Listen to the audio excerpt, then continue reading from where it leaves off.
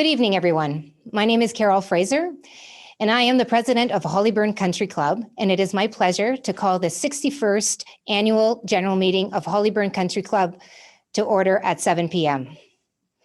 I would like to welcome everyone to this evening's second virtual AGM. Following last year's meeting, we received a lot of feedback.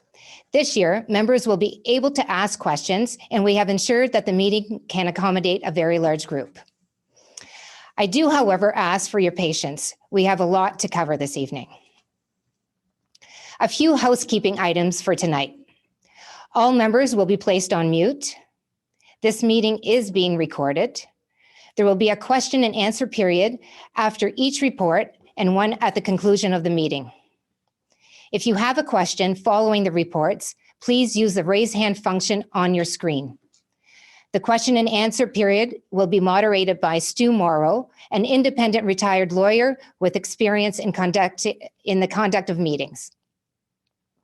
We therefore ask that speakers limit their remarks to 2 minutes. Speakers not previously recognized will have priority over those who have already spoken. Maintenance of meeting decorum has literally gone without saying, and I trust that it will remain the case this evening. However, the tone and substance of some inappropriate and unguarded remarks directed at some members of the board in recent weeks requires me to caution members not to use provocative language or engage in any unwarranted personal attacks. If you have any questions resulting from the AGM, you may email your questions to Marta Jones at mjones@hollyburn.org. All questions will be considered, and we will endeavor to answer your questions in a timely manner following the AGM. I want to conclude my remarks by addressing an email that some of you may have received, authored by a club member. I must say I was disappointed to receive that email for a number of reasons.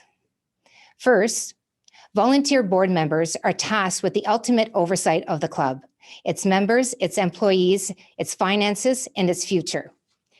In performing those duties, board members are privy to a substantial amount of confidential information. For a number of very good reasons, these matters cannot be discussed publicly and cannot be shared with the general membership. The board is who you entrust to receive this information and act on it. Second, board members are under a legal duty to act in the best interests of the club. The suggestions from any member of the club that board members are engaged in inappropriate activity is reckless and untrue.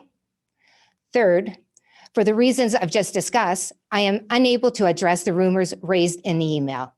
However, what I can confirm is that the board and club management are aware of their legal duties, including a duty to provide a safe and respectful workplace, and take this very seriously.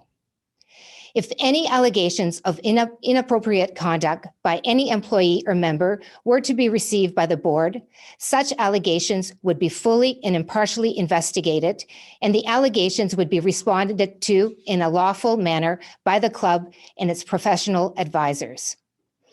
I reiterate that the board has and will continue to act lawfully and in the best interests of the club. Beyond that, I will not have any further comments on the email or its contents. Thank you all so much for your patience this evening. I am pleased to begin the meeting by presenting the board of directors. We have Nancy Chapman, Vice President, Rose Keith, Secretary, Kevin Smith, Treasurer, Tom Dielschneider, Past President, Matt Bradshaw, Guy Elliott, Amir Poordad, and Stephen Retschafner. Also here this evening is Hollyburn's management team. We have Ed McLaughlin, CEO, Clark McKenzie, CFO, Ernest Batcho, COO, Elaine Hamilton, Director of IT and Accounting, Gavin Hamblin, Director of Engineering, Kate Marshall, Athletic Director, Marta Jones, Executive Assistant, and Kate Lundy, Sales and Marketing Manager. Finally, we have our parliamentarian, John Noonan, our auditors, KPMG's representative, Marvin Shung, Paul McLean, legal counsel, and as previously mentioned, moderator Stu Morrow. Appropriate notice of this annual general meeting has been provided in accordance with our bylaws, Section 5.3, Section 60 of the BC Society Act and Province of BC Society AGM COVID-19 Bulletin. I invite Rose Keith, Secretary, to read the notice of this annual general meeting.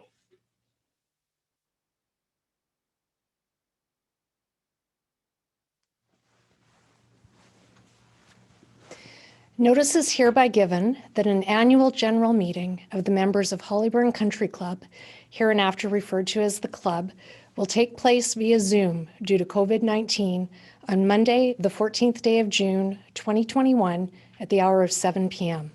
Dated at West Vancouver, British Columbia, this 31st day of May, AD 2021, by order of the Board of Directors.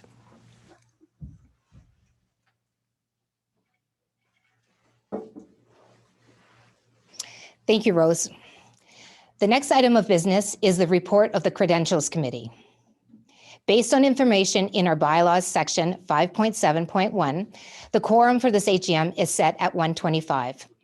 398 members have registered as voting members as of 7 p.m. on Monday, June 14th, 2021. I therefore declare a quorum is present. The next item of business is to approve the meeting standing rules as provided. The meeting standing rules were sent to the membership on Friday, June 4th, 2021, and are available on the website. We need a motion to adopt the meeting standing rules as provided. I now have the motion and a seconder. Thank you, Kevin, and thank you, Rose. We will now take a vote. Please answer the poll on your screen.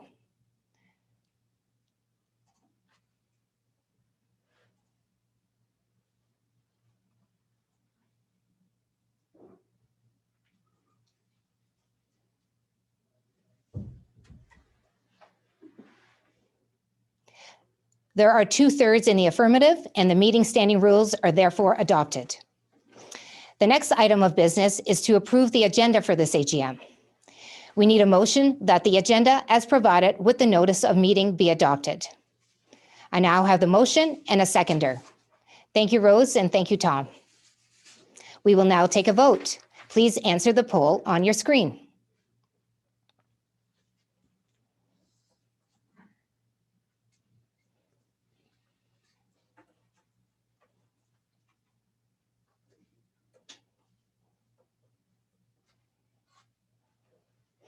There is a majority in the affirmative, and the agenda is therefore adopted. The next item of business is the appointment of the scrutineers in the Minutes Approval Committee. I appoint the following committees to serve this annual general meeting. Scrutineers Committee, Judy Renaud, Eva Tombenfliegel, Trina Pollard. Minutes Approval Committee, Malcolm Hunter, Tom Reeves, Marg Worthy. In addition to the Scrutineers Committee, the independent candidates will also have scrutineers attend the opening of the election results. Those scrutineers are Cameron Hunter, Scott Murray, and Jordan Leith. Marvin Shung, a KPMG representative, will be present when the final election results will be open at 5 p.m. on Tuesday, June 15th, 2021. KPMG will communicate those results to the members by email. The results will also be posted on the website. I declare this meeting to now be properly constituted. We have established a quorum. We have approved the meeting, standing rules, and the agenda. We have appointed the scrutineers to oversee the opening of the Simply Voting report, and we have appointed a Minutes Approval Committee. The next item of business is to approve the 2020 AGM minutes from the June 15th, 2020. The minutes from the 2020 AGM have been posted on the website. I need a motion to adopt these minutes as circulated. I now have the motion and a seconder. Thank you, Kevin and Tom. We will now take a vote. Please answer the poll on your screen.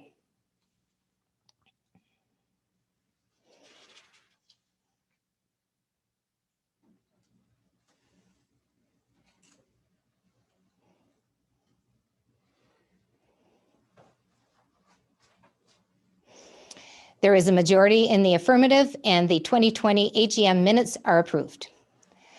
I would like to now I would now like to call on Amir Pordad, House Committee Chair, to recognize the Activity Committee chairpersons and present the Bud and Sally Stevens Award.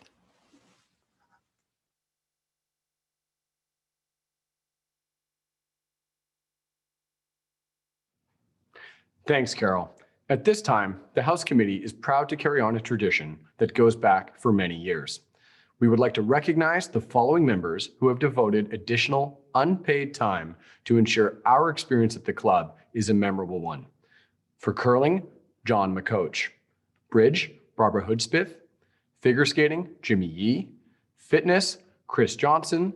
Men's hockey, Glenn Ives. Golf, Craig McDowell. Minor hockey, Tom Puttycombe. The swim team, Tammy Lawrence. Tennis, Bridget Flipsy. And finally, pickleball with Len Zaplowski. Thank you everyone for volunteering your time. Now is one of our favorite traditions as we present this year's Bud and Sally Awards winner. It's an award given to a member who has made a huge contribution to the club and has really defined what it is to be a selfless volunteer. The House Committee is proud to present this award to Carlotta Lee.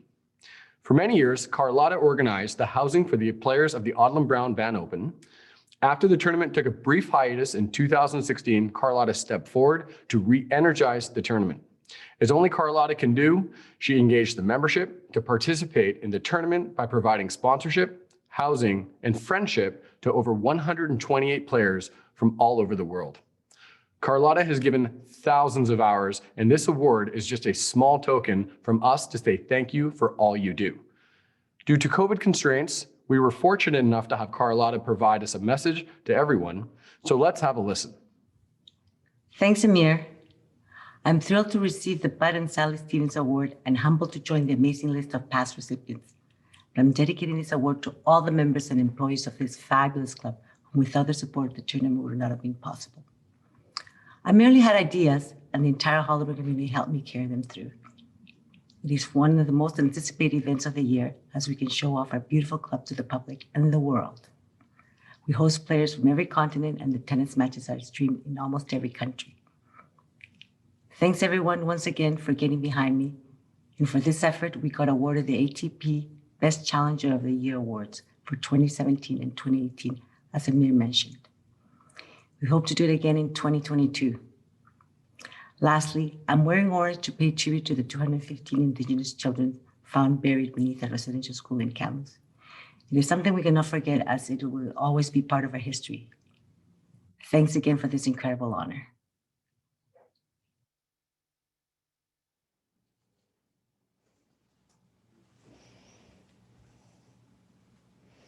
Thank you, Amir, and congratulations, Carlotta. A very well-deserved award.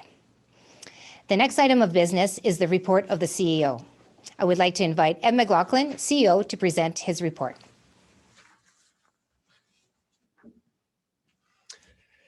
Thank you, Carol. Before I start with my review of the last fiscal year, I wanted to say a few words about Carlotta Lee and the tremendous contribution she's made to Hollyburn. In my close to 20 years at the club, Carlotta Lee has defined what it is to be a volunteer. The club can't run without members stepping up to be on committees, and we appreciate contributions from all members. In running the Odlum Brown Van Open Tennis Tournament, Carlotta has taken volunteerism to a new level. The tournament has been a multi-year and multifaceted labor of love for Carlotta, and through her efforts, amazing memories have been created for so many members, their families, and guests. Carlotta, thank you so much for stepping up to make Hollyburn a better place. On behalf of all of the employees at Hollyburn, we thank you and can't wait for 2022. Thanks again and congratulations on this well-deserved award. Wow, all I can say is what a year. We have operated for the entire fiscal year dealing with COVID-19 pandemic and all of the challenge that it has brought forward. When there are obstacles in the way, Hollyburn staff rises up to those challenges to provide the members with the best possible member experience. We were forced, like so many of you in the businesses that you run, to completely change our operating model. And we are finally, after close to 15 months, seeing a little light at the end of the tunnel. Hollyburn had to be innovative, and our teams put amazing programs together that kept you connected to the club early on in the pandemic. Hollyburn at Home was a program that enabled members to work out from home with online exercise classes. We created social opportunities like Zoom wine seminars, always a favorite, trivia nights, and much more to keep you connected. We had drive-in movies when we were able and developed a complete curbside takeout program to help make things easier at home. I am so proud of my senior management team and the rest of our staff for their dedication to making Hollyburn a better place. Our senior management team took a 20% pay cut early on in the pandemic, even though they are working 6 to 7 days a week, trying to adjust our business to the challenges that were unfolding. We felt this was the right thing to do, considering the hardships all members were facing. Yes, we clearly had some hiccups along the way. A once-in-a-lifetime pandemic has no playbook, but working with the board of directors, I think we made some great decisions that kept the club open and made Hollyburn a safe place to be. So many members have pulled me aside in the hallways to tell me what a positive role the club plays in their lives. Having a place to exercise and get out of the house was a godsend for many members. The club plays a key role in the physical health of the members, and many of you told me how positive it was for your mental health as well. I think enough has been said about the vaccine clinic and the ruckus it created in the media. I have always felt like my constituencies were the members and the employees, but I have added the media to this list, and in today's world, that has to be a key consideration. Definitely some lessons learned there. Despite the noise from the media, the intention of the clinic was first and foremost to vaccinate the staff, and our staff were very appreciative. The fallout from that, for me personally, was difficult, with public petitions being posted for my removal. Those are hard to see, especially for my family, but we were able to get through it together. I sometimes think that the keyboard warriors out there forget that families get affected by comments that they make, but I can assure you that they do. Through the entire year, I had this feeling that membership sales were going to be strong and stay strong after the pandemic. I think in general, residents of the North Shore are going to be searching for more private, less busy venues to use for their social lives, and this prediction has been coming true. Membership sales are tracking way ahead of plan for the first quarter of our current fiscal year. By the end of June, we will have close to $1.5 million in entrance fees to an annual budget of $2.5 million. During our full COVID year, we still hit our membership sales targets. This is very important for the club. Entrance fees are used, for the most part, to pay down debt and for capital improvements. We have reduced our debt to a very manageable $3.5 million as of April 1st, 2021. When the world shut down in mid-March, the federal government was quick to introduce the Canada Emergency Wage Subsidy. The purpose of the subsidy was to keep employees employed, recognizing that revenues were going to decline sharply. All in all, Hollyburn received just over $3 million in CEWS. Our CFO, Clark McKenzie, did an outstanding job with all the difficult CEWS calculations, and we are proud that we used the wage subsidy as it was intended. Without the subsidy, we would have had significant layoffs and terminations. Hollyburn is a good employer, and our employees feel supported and appreciated. Now that business has started to ramp up again, we are in a good position to serve the members and provide excellent service. Just recently, I have had a lot of inquiries about Plan 2020 and what the plan is going forward. During COVID, we were able to rework the plan, removing the underground parking and new club lounge, and spent considerable time incorporating member feedback into the plan. The plan has been approved by the Finance Committee and Long Range Planning Committees and is ready for board review. Post-COVID, the board will decide when the plan will be introduced to members for feedback and approval. Improving our food services area is still the club's priority. The board and management felt that we had to wait until there was some relief in sight from COVID before bringing the plan forward. Recently, I had a coffee with 2 ex-presidents of the club, and we chatted about the board election and the unrest in the club. One of the presidents said to me, "When I get to the club, I am greeted at the security booth by friendly staff that know my name and check in on me about my health. When I walk into the club entrance, our member services personnel are friendly and professional. When I go to the locker room attendant knows my name and knows where my locker is. The fitness people know me, and I have a great workout in our world-class fitness center. When I go into the restaurant, I have a cold beer and look out to Vancouver, clearly one of the best patios in the city." He said, "I'm not exactly sure what the problem is," and I appreciated his acknowledgement. Tonight, there's an election for directors, and I encourage you to vote. We want to continue to focus on our value of continuous improvement, and whoever wins the support of the membership, me and the rest of my Hollyburn staff will be ready to work with you. I want to thank the board of directors, and in particular, Carol Fraser, for her leadership and tireless commitment to the role of president.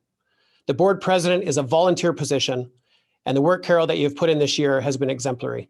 Thank you. And I will close by thanking my senior management team, Clark McKenzie, CFO, Ernest Batcho, Chief Operating Officer, Catherine Cowden, Chief Experience Officer, who just had a baby 6 weeks ago, Gavin Hamblin, Director of Engineering, Elaine Hamilton, Director of IT and Accounting, and Kate Marshall, Athletic Director. And last but not least, Marta Jones, my amazing EA and HR Manager. The club runs so well because of all of the hard work that you put in together. And I can't thank you enough for everything you've done during this very difficult year. We will now open the floor to questions on my report, and I will pass it over to Stu to moderate the question and answer period. Good evening, ladies and gentlemen. It's a pleasure to join you as the moderator of the question and answer session following the respective officers' reports. As the chair and Ed have noted, there are a record number of members in attendance, many of whom may wish to speak. We request that your questions and comments be brief and to the point so that we can accommodate as many questions as possible. And when I say to the point, I mean, of course, the report under discussion. We'll now recognize members wishing to raise questions or comments from the CEO's report. Please use the raise hand function on your screen. Speakers will be recognized in the order in which Zoom receives your requests. Would you please state your name and membership account number for the record? And please observe the 2-minute time limit mentioned by the chair.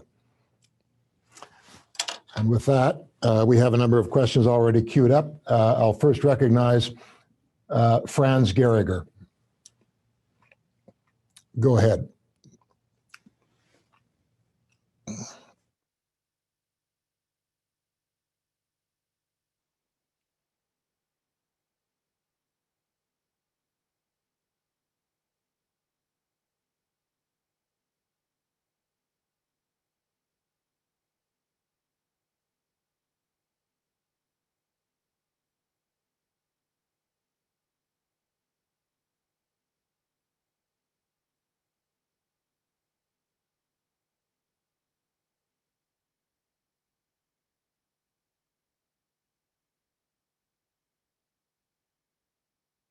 Yang is next in order.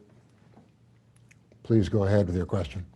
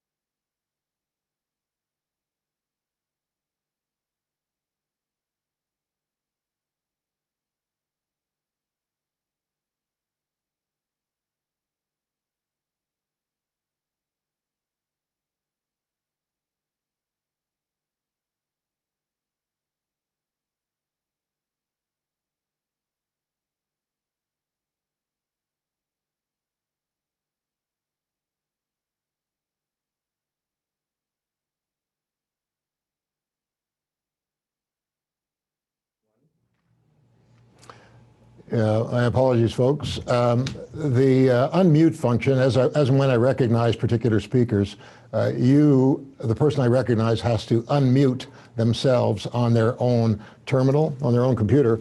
So Franz Gehriger, I started out recognizing, and Franz, if you can hear me now, if you'll find the unmute provision or facility on your computer, do that, and then we'll be able to hear you. So go ahead, Franz, if you can hear me.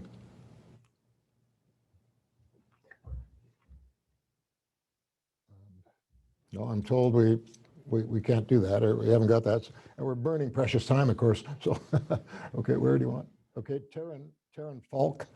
I'll next recognize Taryn Falk. Go ahead, Taryn, and again, unmute yourself. Hi, can you hear me? Is it working now? You. I actually don't have a question so much as a statement. I wanted to begin by thanking the board and management for all of their hard work, especially over the last year and a half, which has been challenging to say the least. And you know, this is really more about my boys. I have two sons, and the pandemic could have been so much tougher on my boys were it not for two things: school and hockey. And the efforts of Adam and Ed and the board and their teams gave my boys a sense of normalcy in some pretty challenging times for everybody. Hollyburn is truly our family's second home. And I just want to thank everybody in the club, the board, for all they've done. So thank you very much. Thanks, Darren. Appreciate that. Right. Thank you for those comments. Next have Betty Burns. So again, Betty, if you'll unmute yourself, go ahead with your question.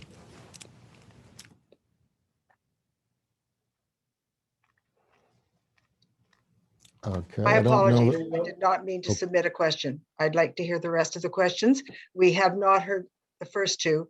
Hope we hear the rest. Thank you. Okay.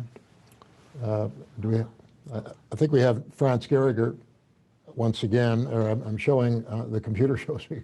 Franz, are you there? Franz, can you speak to see if we can hear you?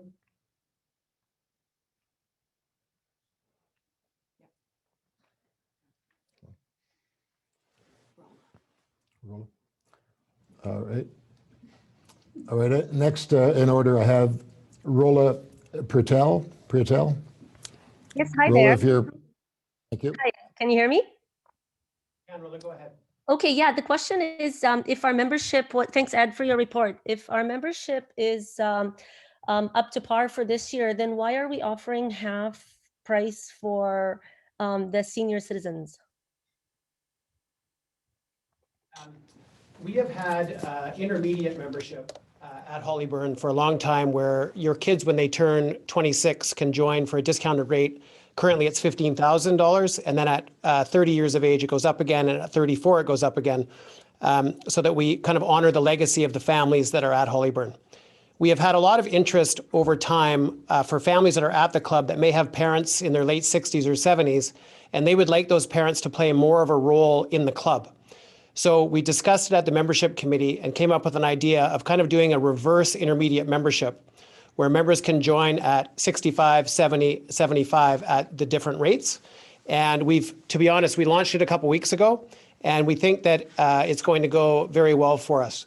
The purpose of that membership class is to create just more family dynamic at Hollyburn.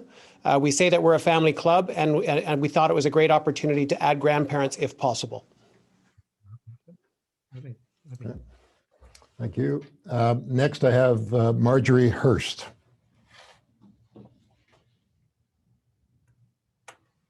You just have to unmute Marjorie if possible.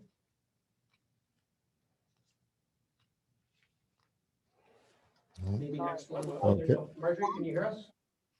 Can you hear me now? Yes, we can.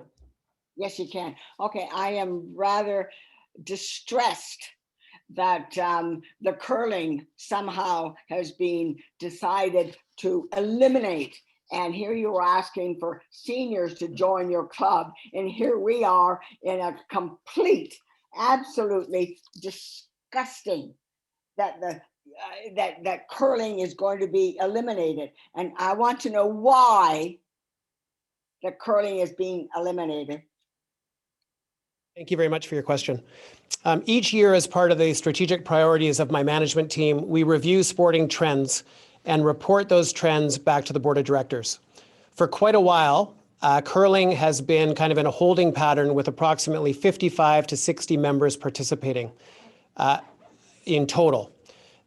We have done a lot of things to kind of motivate curlers to curl at Hollyburn, including hiring instructors, doing junior programs, doing learn to curl programs. We added TVs to the curling lounge to give curling a little bit more presence in the curling area. And we also had the 2010 Olympics where the Canadian men's and ladies team both did amazingly well. When you compare curling at 55 members to tennis with 3,200, aquatics with 1,100, pickleball with 519, minor hockey with 261, and senior men's hockey with over 200. The numbers right now are difficult for us. And Hollyburn has kept curling longer than any facility on the North Shore. So we're the only facility that has curling. And it's just been tough. I mean, I have to tell you, I'm a curler. I love curling and I love the game. I watch it on TV. I'm a fan. But we just haven't had any traction in getting members to curl. And we've probably spent more time on thinking of ideas and executing ideas to get curlers in the building than we have in any other sport in the last 5 years. So it's a tough message. I met with the curling committee in person because I felt that it was important. The curlers have made a tremendous contribution to Hollyburn over time.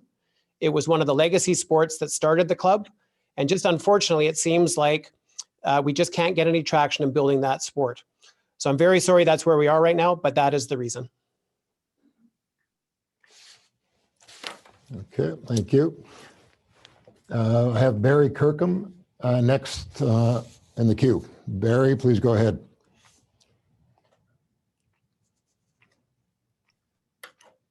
Sorry, I had a question, but I don't think it's appropriate at this stage of the meeting. I was going to ask it at the time of the financial statements. Okay, Kevin Smith will be doing the treasurer's report, Barry, so you can just hold the question until then. Okay, thank you. Lori Manderson, please. Laura Manderson. There you go. Hi there. I was just wondering how the kitchen renovation was going to improve the quality of the food. Okay. I've been a member since I was 10 years old, and I love the club, but I hate hearing over and over and over again how disappointed everyone is in the food. So I just want to know, like, can you bring in a new chef? Can you hire a company that specializes in club food to improve the quality? What can you do besides renovating the kitchen?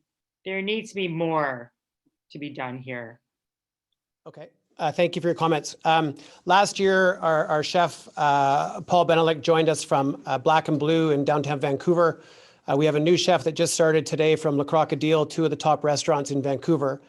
We are doing our best to improve the food.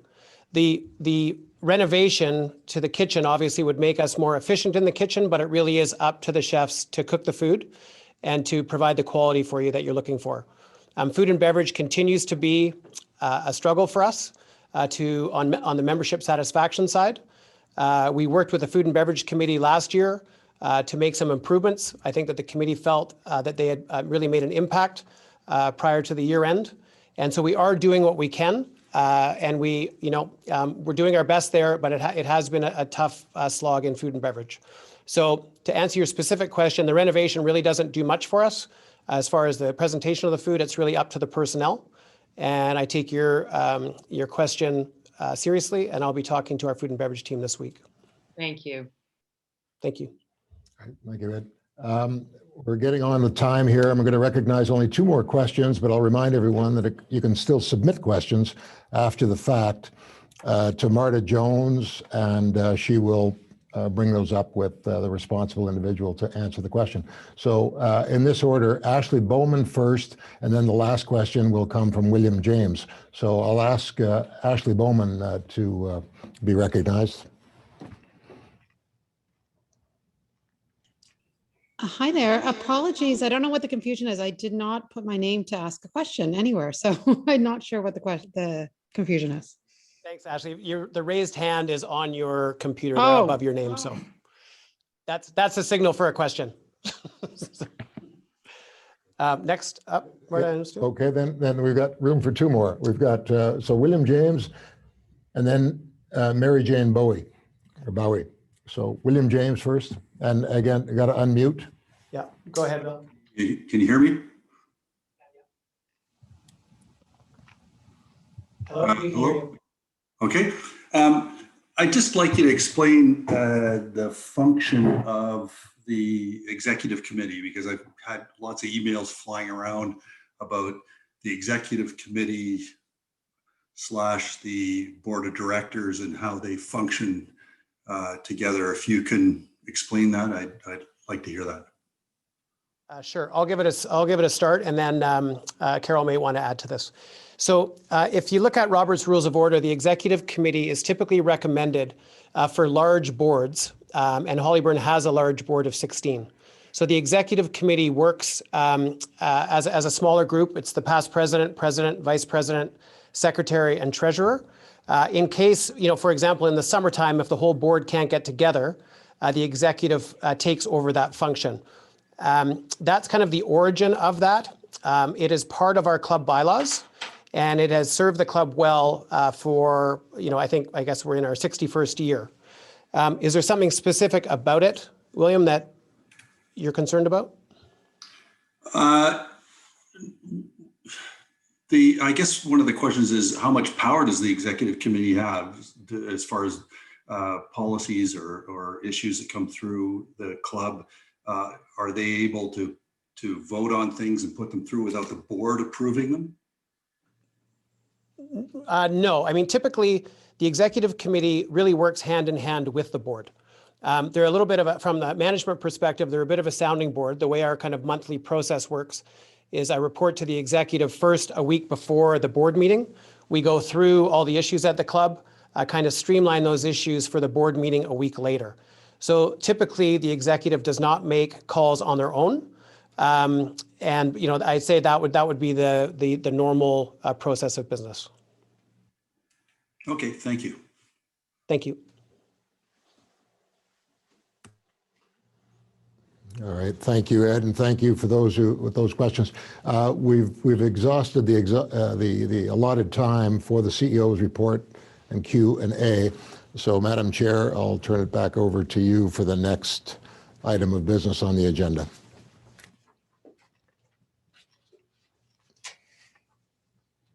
Thank you so much, Ed. The CEO's report is now filed, and the next item of business is the report of your president. So that would be my report. So here we go. As I get ready to pass the baton to our incoming president, I would like to reflect on what I have seen and learned during my 2 years as president of Hollyburn Country Club over the last 2 years. First, I'd like to acknowledge that the land on which we live, work, and play on is the traditional and unceded territories of the Coast Salish people, in particular, the Squamish, Tsleil-Waututh, and Musqueam First Nations. Looking back, I am reminded of the famous proverb, "May you live in interesting times." A lot has transpired over the last 2 years, not the least of which is a global pandemic that has redefined our lives in many ways. And this is something that we need to reflect on. Since the onset of COVID-19, we've experienced many challenges as a community. Tragedy in long-term care, mental health issues, people losing their jobs and livelihoods, and the more than 1,700 COVID-related deaths in our province. This, in of itself, requires us to lead with the right perspective, with a focus on caring and compassion. More so than ever before, we should be a community that supports one another. This leads me to what I want to talk about today, which is the importance and value of community, specifically our community at Hollyburn. It's not nostalgia that's behind what I'm about to say. Rather, it's a very personal statement of what I believe Hollyburn stands for and what we need to do collectively to never lose sight of that. Like you, I am grateful to call Hollyburn a home away from home. It's a place where we gather as friends and family. In fact, I have met some of my best friends here. It's a place where we can let go of the realities of the world we live in, a place where we can feel comfortable and safe. I feel so fortunate to be part of the Hollyburn community. I joined the board because I love the club. I wanted to contribute to its future direction and hope I could somehow make a difference. When I was asked to become vice president, I had to think long and hard to determine whether I could one day fulfill the role of president. I was so impressed by the presidents before me. Like them, I cared deeply and wanted what was best for the members and the staff. Being on the board was fun, it was rewarding and enriching. The meetings were productive, and I enjoyed the fact that I got to spend time with people that I normally would not have had the opportunity to meet. I was drawn by the inclusive nature of our club and the lengths we go to at Hollyburn to promote mutual respect between members as well as between members and staff. It has also warmed my heart when members have shown their gratitude for the hard work, dedication, and commitment that we as board members, as volunteers, put in. There are a lot of things we do here that work very well. We are a $20 million multifaceted club running 12 different businesses, all with their own operational needs. Under the guidance and leadership of Ed and his team, the club runs smoothly, operationally, and financially. Even during the pandemic, management has never taken their eye off the ball. They've done an incredible job at keeping members engaged and the club open. Since March 2020, we have welcomed 56 regular and 35 intermediate members. The staff we have are highly engaged and love working at Hollyburn. And let's not forget that we're also one of the premier athletic facilities in the country that other clubs try to emulate. While board dynamics are forever evolving and we're always going to have a variety of opinions, our goal is to emerge from these discussions aligned with one voice. What motivated me and many of our board members to persevere is knowing we were moving in the same direction and focused on member needs above our own. The last 2 years have represented a long journey for me, one filled with internal obstacles and challenges that, from my perspective, deviated from our focus on Hollyburn's mission, vision, and most importantly, our values. The events of the last few days and months have been very difficult on the board and management. In my opening remarks tonight, I addressed the email being circulated by a club member yesterday. I will repeat that what I can confirm to you is that the board and club management are aware of our legal duties, including the duty to provide a safe and respectful workplace that we take very seriously. If any allegations of inappropriate conduct by any employee were to be received by the board, such allegations would be fully and impartially investigated, and the allegations would be responded to in a lawful manner by the club and its professional advisors. While we cannot disclose to you everything what we learn as a board member, we can tell you that all of the board members do their utmost to act in the best interests of the club. And there is also no going around the fact that we've had a number of resignations at the board, namely Greg Del Biggio, Elaine Wong, John Bishop, Cameron Hunter, Scott Murray, Wendy Pollock, and Joanne Wheeler. While some board members publicly shared their stories surrounding the resignations, let's be clear that others do not share their same views. They have chosen to resign or not to run again for reasons that do not align with the issues that others were frustrated by. While we cannot go into the details, we respect the rights of these board members to withdraw as directors, and we remain grateful for the many contributions these individuals made during their years on the board. In addition, we have 2 outgoing board members this evening in Tom Dielschneider and Stephen Brettschaffner. We thank them as well for giving their time and energy and look forward to continuing to have them all as part of our Hollyburn community. As a board, our job is to listen and learn from member engagement and feedback, external and internal events, and even unexpected issues. And there is always a place for constructive criticism and feedback. Pre-COVID, I thoroughly enjoyed the newly established president lunches. I got the chance to sit down with groups of members, enjoy a good meal prepared by our wonderful Chef Paul and his team, and get members' thoughts on what was working well and what we needed to improve moving forward. It is important to point out that on behalf of many of the members of the board and myself, we strive hard to live up to Hollyburn's values. Every action we take at the board level is about what's best for Hollyburn and its members.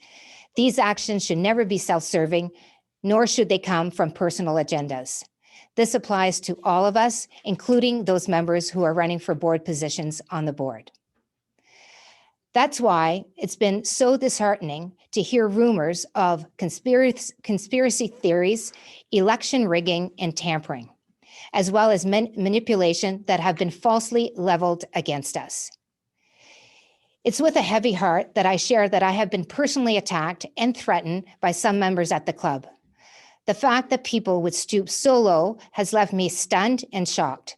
No one deserves this, especially when you're a volunteer. I have heard from many of you who are perplexed by the cruel and bitter criticism they have seen from some members of our club. Many of you have expressed your support and grave disappointment by actions that can only be described as despicable and shameful.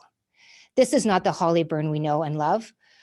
We should not be a divisive community where rumor replaces fact, where respect is not maintained, and where reputations are ruined publicly.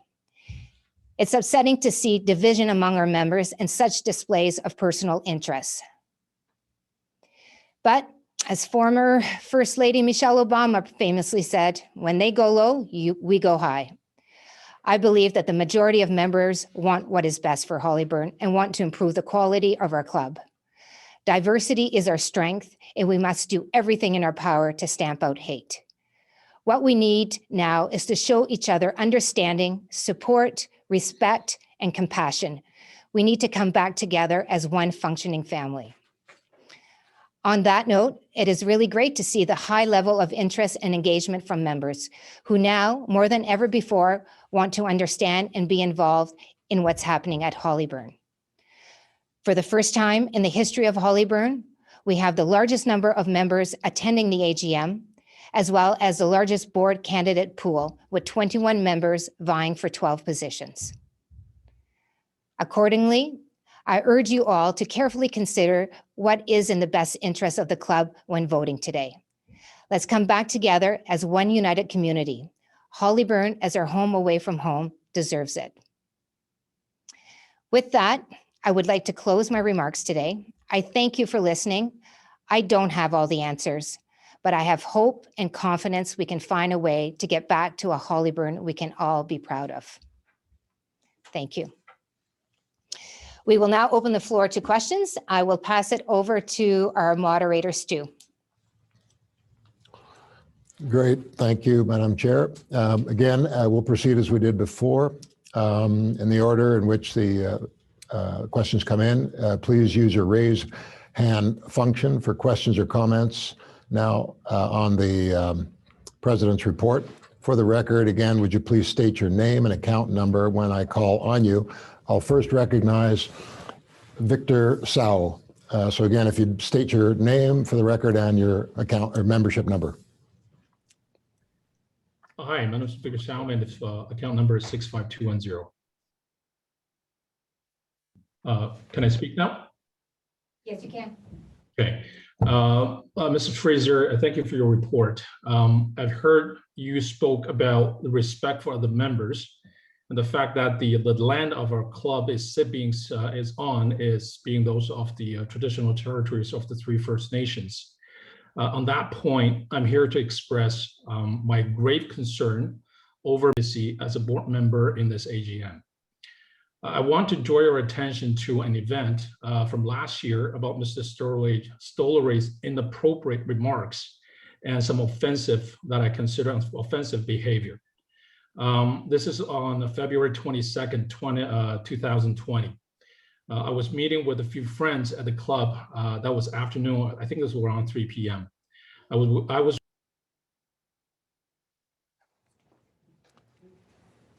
Hi, Victor. It's Carol. Unfortunately, I'm sorry, but as part of the AGM, we cannot publicly say stuff about other members of the club. Just, again, there's a privacy and confidentiality piece to that, just as I cannot disclose any information for privacy reasons about any of the activities as they relate to personnel at the board. Okay, thank you, Madam Chair. I'll now next recognize in order Jean Ford. And again, if you'll state your name and membership number, please.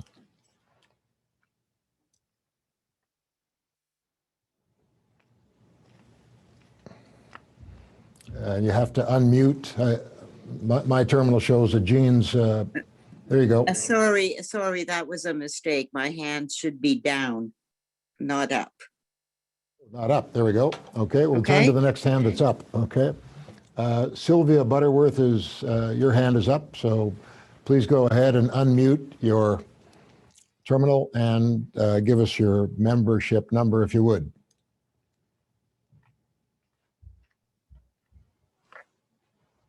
Sylvia, if you can hear me, your terminal shows is muted, and you have to address that on your computer.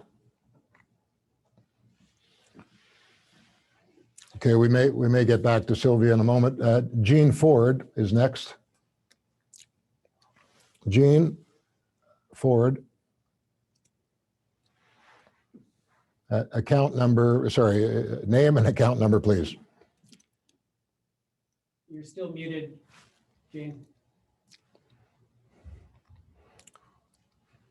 As and when I call on people, you have to unmute yourself. So I'm trying to recognize Jean Ford, but I don't know if she can't hear me. There we go. I'm unmuted. Perfect, we hear you. Go ahead.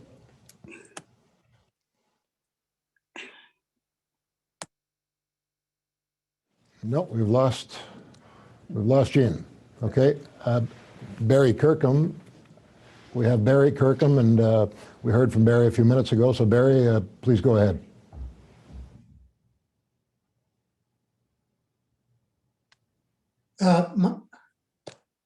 My account number is 1894. Can you hear me? Yes, thank you. All right. I was upset before this meeting at the responses I received from the president to my questions about why 7 directors resigned. I'm even more upset having heard what she had to say.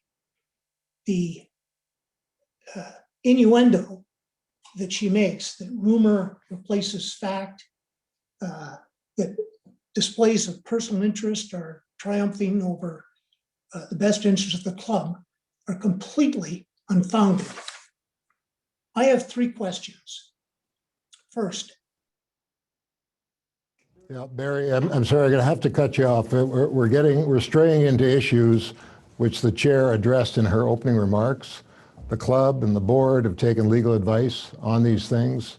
She attempted to comment at length about why it is that she can't get into it any further this evening. So with that, we're not going to take any further comments on that particular point.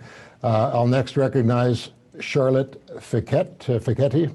If you'll unmute your microphone and give us your account number, please.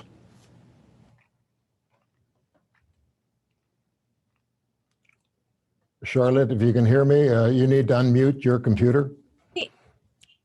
Hello, can you hear me now? Thank you. Go ahead. Thanks. My name is Charlotte Fekete, 56191. And I would like to say that I am enormously grateful to not only the board members who have served on a volunteer basis, putting in countless hours over the course of this pandemic, making a club available to all members. I think their accomplishment is really quite extraordinary. And I think it's fantastic that there are a number of people running to become members of the board. I think that kind of engagement is important in a club. And I acknowledge that opinions differ, but whatever the opinions may be, I have seen firsthand the extraordinary effort time and commitment put in by a variety of board members, both past and present, but in particular during the course of the pandemic. And I think we owe them all a great debt of gratitude. So I just wanted to make my position clear on that. Thank you. Thanks for that, Charlotte. Again, we're running up against some time constraints here, so I'll recognize one more question from Helen Gleason. So Helen, you have the floor. If you'll unmute your computer, please, and give us your membership number.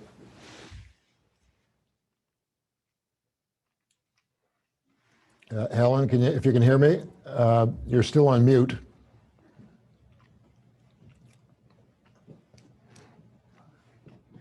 Okay, I don't know if she can hear me, but anyway, I have John. I don't have a surname for John, and John. Well, there's probably 100 Johns here. My God. So I don't know which John we're talking about. Anyway, okay, I see. Well, I don't know how to activate John's thing. Anyway, okay, you know what? I got to fall on my sword. The moderator is not too familiar with the computer. There we go. Who have we got? We have John. John? Okay, we do have John. Sorry, go ahead, John.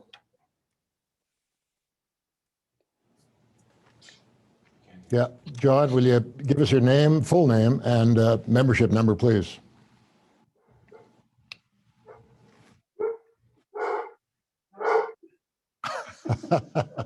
Well, okay, that's a new one. Okay, listen, we're out of town. I'm sorry for that. I'll just remind people that you've got access to Marta Jones' email, so do submit your questions, and you'll get a response to those. Madam Chair, I'm going to ask you to, or turn it back to you for the next item of business. Thank you, Stu. The President's report is now filed. The next item of business is the report of the Treasurer. So I would like to call on Kevin Smith, Treasurer of the Board, to present his financial report.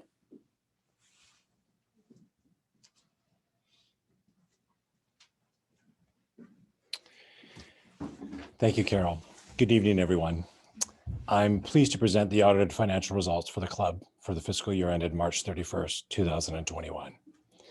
As everyone is well aware, this has been an unprecedented year due to COVID-19. The club started to reopen cautiously in May 2020 after being closed for 2 months. Programs and services were reopened and participation was increasing until the second and third wave of COVID-19. In order to operate safely during COVID-19, the club was required to reduce and limit capacity of all of our services. The costs associated with these services also changed. We enhanced security, including cleaning routines. We purchased more personal protective equipment. We had to staff all areas of the club differently, and we had cost savings on variable cost items. All of this significantly impacted the financial results, making fiscal 2021 an abnormal year and one very difficult to compare to prior years. The following is a summary of the fiscal year. Overall, in fiscal 2021, the club had operating profit of $1,090,000 compared to fiscal 20, which had an operating loss of $96,000. While there are a large number of items that gave rise to this positive financial result, they can be summarized into 4 areas. Decreased revenues from services and members' dues, the positive impact of the Canadian government wage subsidy, additional costs of operating safely under COVID-19, and cost savings due to reduced services. I'll now expand on each of these areas, first being revenue. The club's total revenue was $18.6 million, which includes entrance fees of $2.6 million and the Canadian Emergency Wage Subsidy, or CEWS, of $3 million. Overall revenue decreased by $5.5 million from last year. Included in this reduced revenue is $3.8 million of reduced service revenue across all areas of the club, stemming from COVID-19's impact on participation and capacity, and a $1.7 million reduction to entrance fees due to the club being closed and limiting of tours during the first months of COVID-19. Secondly, the Canada Emergency Wage Subsidy, or CEWS. The club benefited from $3 million of revenue in fiscal 2021 from CEWS. As Ed obviously spoke to earlier, CEWS is intended for eligible organizations who experience significant declines in revenue to retain its employees. The decrease in the club's revenue qualified the club for sues and otherwise would have produced significant challenges for the club if the club were not able to receive it.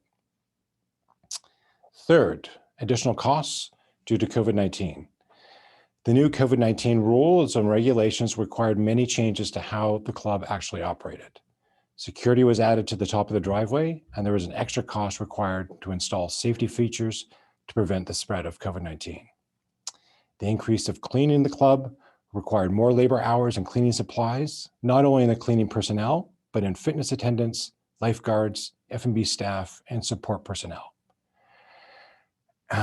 As it was an effort by everyone to keep the club clean and safe for our members overall. Fourth, cost savings from reduced services due to COVID-19.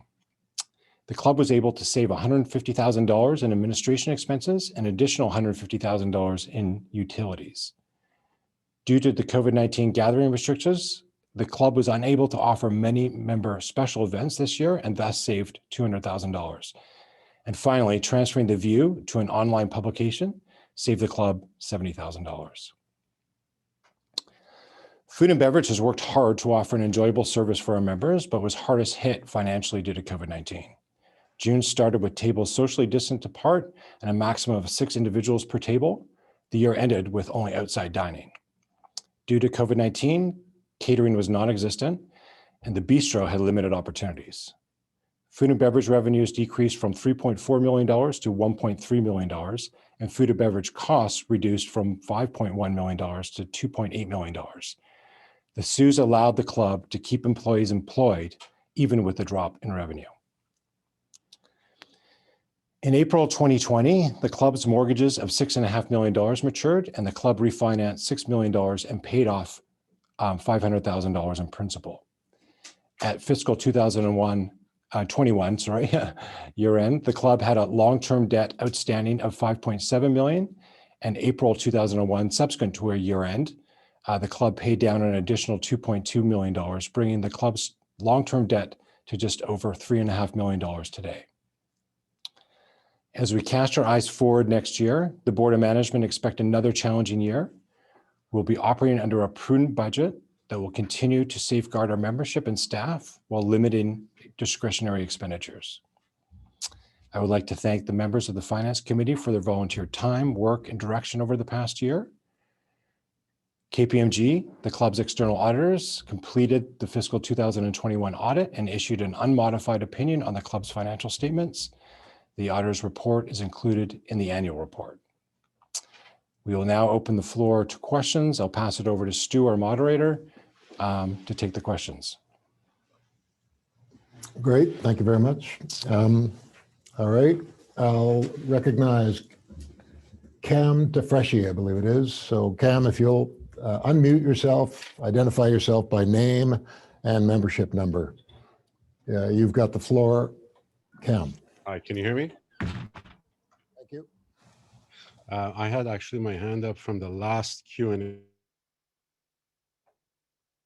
Apologies, I forgot to take it down, but I just want to say that if this was an in-person AGM, in normal circumstances,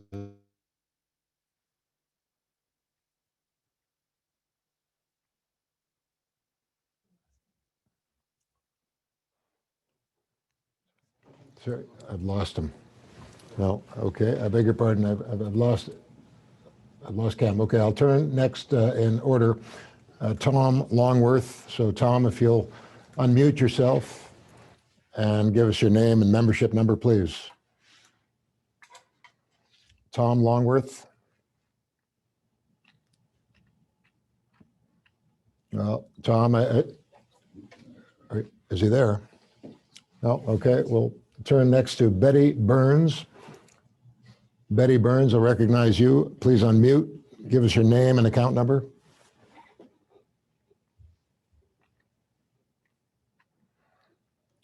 Okay, Betty, your terminal's on, but oh, there you go. Go ahead. No, she was there a moment ago. No. Yeah, Betty Burns, if please unmute yourself if you're there. This is the second time I have unmuted myself. Do you hear me now? Yes, thank you. Yes. I'm wondering how valid this meeting can be, given that there are so many delays and so many issues. It seems to me there are too many questions that have not been completely heard. I'm also asking, I also want to ask you if the question with regard to the $100,000 payment is material, and if that under the finance. Yeah, we're Betty, thank you for your question, but we're not going to get into issues of controversy on which the club has already taken legal advice. I'll be quick to say that I know nothing about all of that. I know that there are issues of controversy that precede this meeting, and some members feel strongly about those. The board has taken legal advice. Those are, the chair alluded to that in the opening comments. And for the reasons that she mentioned at the start, she cannot get into those now here, and we're not going to entertain any questions on that. So that said, I'm going to recognize the next speaker in line, Peter Kvarnström, is it? I'm sorry about the pronunciation, but please unmute yourself, give us the correct pronunciation of your name and membership number. Oh, hi there. It's Peter Kvarnström, 55360. My question will be framed in for the treasurer. I am a curler, and we heard Marjorie Hurst earlier about her concerns about the cancellation of the curling program without any real significant consideration or hearing from members. We heard that from Mr. McLaughlin that there were 55 of us that are paying typically $300 a month for a membership, or $15,000 or so a month in fees. We have also probably got some significant seniority in terms of how long we have been members and paying those fees. And many of us actually joined the club because of the curling program here. And it is a foundational program that has been in existence since before, or at the time of this club started, curling was one of the activities, and many members have taken advantage of that over the years. So my question is simply this: how can the treasurer's report justify the cancellation of the curling program? Is it a financial decision at all? That's what I'd like to know, is whether or not the curling actually costs the club money or makes us money. And if that analysis has not been done, then we'd like to have a commitment that it will be done before a final decision is made. Thank you. Peter, thank you for your question. Overall, curling costs the club money, but as it relates to your first question, this was not a financial consideration. There was other factors that obviously Ed spoke to previously. Okay, thank you. We've got time for one more question. And by the way, we've got almost 790 people attending this meeting. So you'll understand there are just more questions than can possibly be accommodated during the course of this meeting. So again, please follow up with a written question to Marta Jones if you want to do that. I'll recognize then as the last question under this particular report, Bruce Piddock. Bruce Piddock, if you'll unmute and again, give us your name and membership number. Hi, can you hear me? Yes, thank you. Yeah, just a question. I mean, we are all members of the club. There's no one that owns the club. So, but essentially we kind of own the club. And there is, so people on the executive committee kind of work for us. So how come me as a member, we're not allowed to see any of the financials, where all the money goes, all expenses?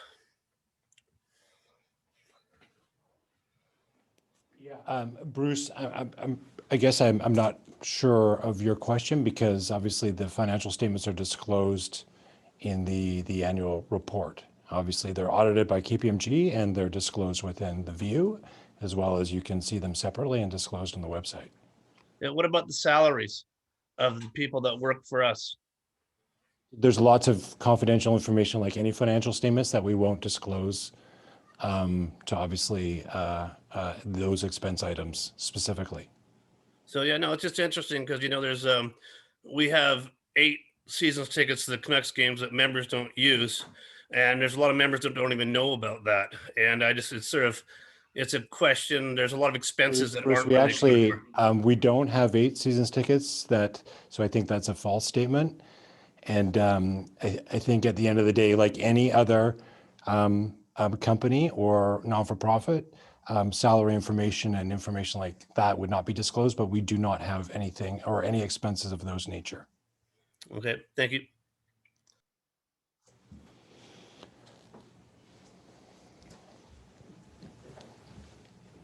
Great, thank you for your questions. With that, we'll bring the discussion on the Treasurer's report to a close. Madam Chair, I'll turn the proceedings back over to you, or to you. Oh, to Kevin, I beg your pardon. Kevin, you're back on the floor. Okay, thanks. Thanks, Stuart. The report of the Treasurer is now filed. We need a motion to accept the auditor's report. I have the motion and a seconder. Thank you, Rose. Thank you, Carol. We will now take a vote. Please answer the poll on your screen.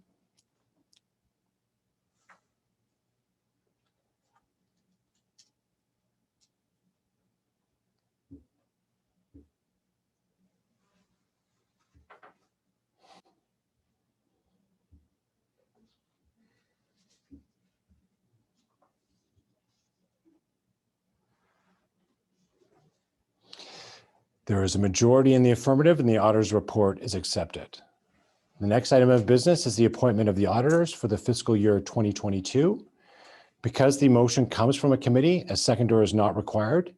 It is therefore moved that KPMG be appointed auditors for Hollyburn Country Club for the fiscal year 2022, and that the board of directors be authorized to fix the remuneration for these services. We will now take the vote.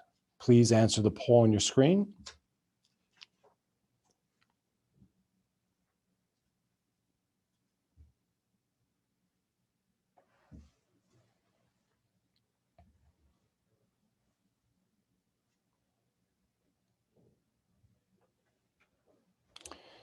There's a majority in the affirmative and KPMG are appointed as auditors for Hollyburn Country Club for the fiscal year 2022, and the board of directors are authorized to fix the remuneration for these services. That ends and concludes my time. Back to you, Carol.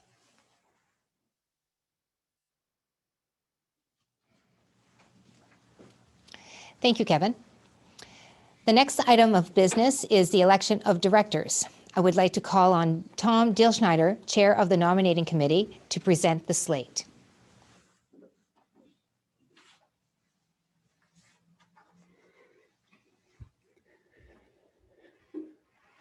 Thank you, Carol. About 25 years ago, the president of Hollyburn at the time, Malcolm Hunter, along with his board, approved the formation of a new committee at the club. This committee, which became known as the Nominating Committee, was put in place to assess candidates for directors for the Hollyburn board. Why was it felt then that a nominating committee was needed, and why do we need it now? The primary function of the nominating committee is to ensure that all Hollyburn members are represented. As you know, our membership is very diverse. Members range in age from newborns to seniors well into their 90s.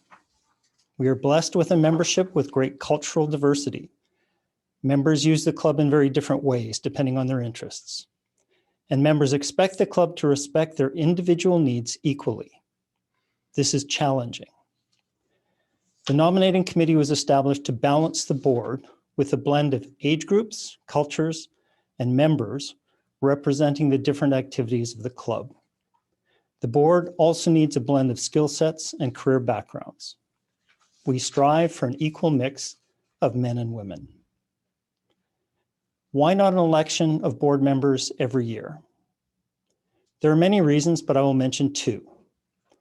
The board is made up of dedicated volunteers. Many past and present Highly capable board members would not have served if they had to go through an election. Secondly, an election does not necessarily provide the balanced board the club needs. For example, with annual elections, it's possible that the board would become dominated by a group that favored one area of the club over others. This would not be fair. Therefore, that is why we have a nominating committee comprised of the club past president, the vice president, and 2 members at large. This year, those 2 members were Julie Cross and Joe Lopes. Each year, the nominating committee spends many hours interviewing director candidates and then meeting to put forward a group that the committee believes provides the balance and skill sets that would best serve Hollyburn. The nominating committee is charged with making recommendations, but our bylaws allow members to run for election to the board as independent candidates, meaning that they are not part of the group that was put forward by the nominating committee. This results in an election, which is what is happening this year. I will now list the candidates for the Hollyburn board, starting with the independent candidates.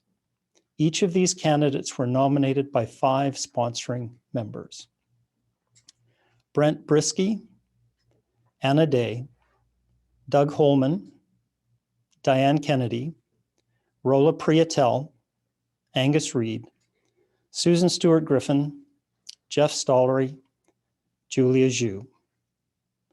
This year, there are 4 current directors that are standing for re-election: Nancy Chapman, Rose Keith, Amir Poordad, Kevin Smith. And the candidates that were recommended by the nominating committee: Stephen Allen, Santok Burke, Paul Conabear, Darren DaCosta, Chris Johnston, Amin Sabunchi, Clay Stiro, Joelle Walker Crane. Voting this year will be an online process. A voting link has been emailed to all those eligible to vote in this election. Please note, there is only 1 vote per membership. Either spouse may cast the vote. The email has been sent to the primary member in the family, the person whose member number ends in 0. Please look for this in your email. You may need to check your spam folder. If you did not receive the email and you are the primary member, please contact Marta Jones by email at mjones@hollyburn.org. Each candidate for the board is now going to introduce themselves to the annual general meeting and provide some comments. Each candidate has 90 seconds, and for efficiency tonight, we pre-recorded their remarks. To conclude, I encourage all those eligible to vote to do so. The voting lines are now open. Eligible voting members may vote for up to 12 candidates. Good luck to all candidates.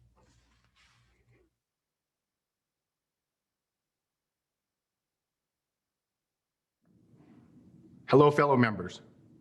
My name is Stephen Allen. When I was informed by the nominating committee that I had been selected as a candidate to join the board, I was honored, humbled, and most of all, excited. I've been a member at Hollyburn my entire life, and I believe my knowledge about the history of the club, my involvement in the club, and watching the transformation of the club over the past 30+ years makes me a great addition to the board. I'll be a board member that listens to membership and works with management to provide an educated, unified, and overall great direction for Hollyburn. I'm a proud member, and I believe that Hollyburn is the ultimate family club. I appreciate your support, and thank you in advance. Hello, everyone. My name is Santok Burke. My wife, Prashvinder, and I have 3 kids and have thoroughly enjoyed the club since we joined in 2010. We participate in a number of activities, including swimming, ice hockey, and figure skating. Professionally, I hold an MBA degree and I'm a chartered accountant and CPA, having qualified with KPMG. After working with KPMG, I joined HSBC, a globally leading financial institution where I had a long and rewarding career. I worked with HSBC for over 27 years and held successively senior roles throughout the organization. I also had an opportunity to live and work abroad together with my family in 3 other countries. I am currently an officer with a publicly listed financial entity. I think our club has a tremendous opportunity to reach our aspiration of becoming a world-class club and a club for life. We have absolutely great people, great members, and a beautiful natural setting. If selected, I would ensure that we go about this in a thoughtful and objective manner. I would love to use my background in banking, finance, and strategy to have a consultative process with open communication and lots of input from our members. Thank you very much for this opportunity. Hi, my name is Brent Brisky. I'll try not to laugh. I love Hollyburn, and Hollyburn is a very special place for me. And I really feel when I come here like we're all really one big family. What we need, though, is a long-term vision for a better Hollyburn. And where I see where we can improve what we've got going is these following areas: accessibility and technology. One, better use of golf carts for pickups in the parking lot, drop-offs, integrated so that people are able to move around the club better. Also, delivering a food cart service during the summertime to the lower bowl or upper tennis courts, food and drinks.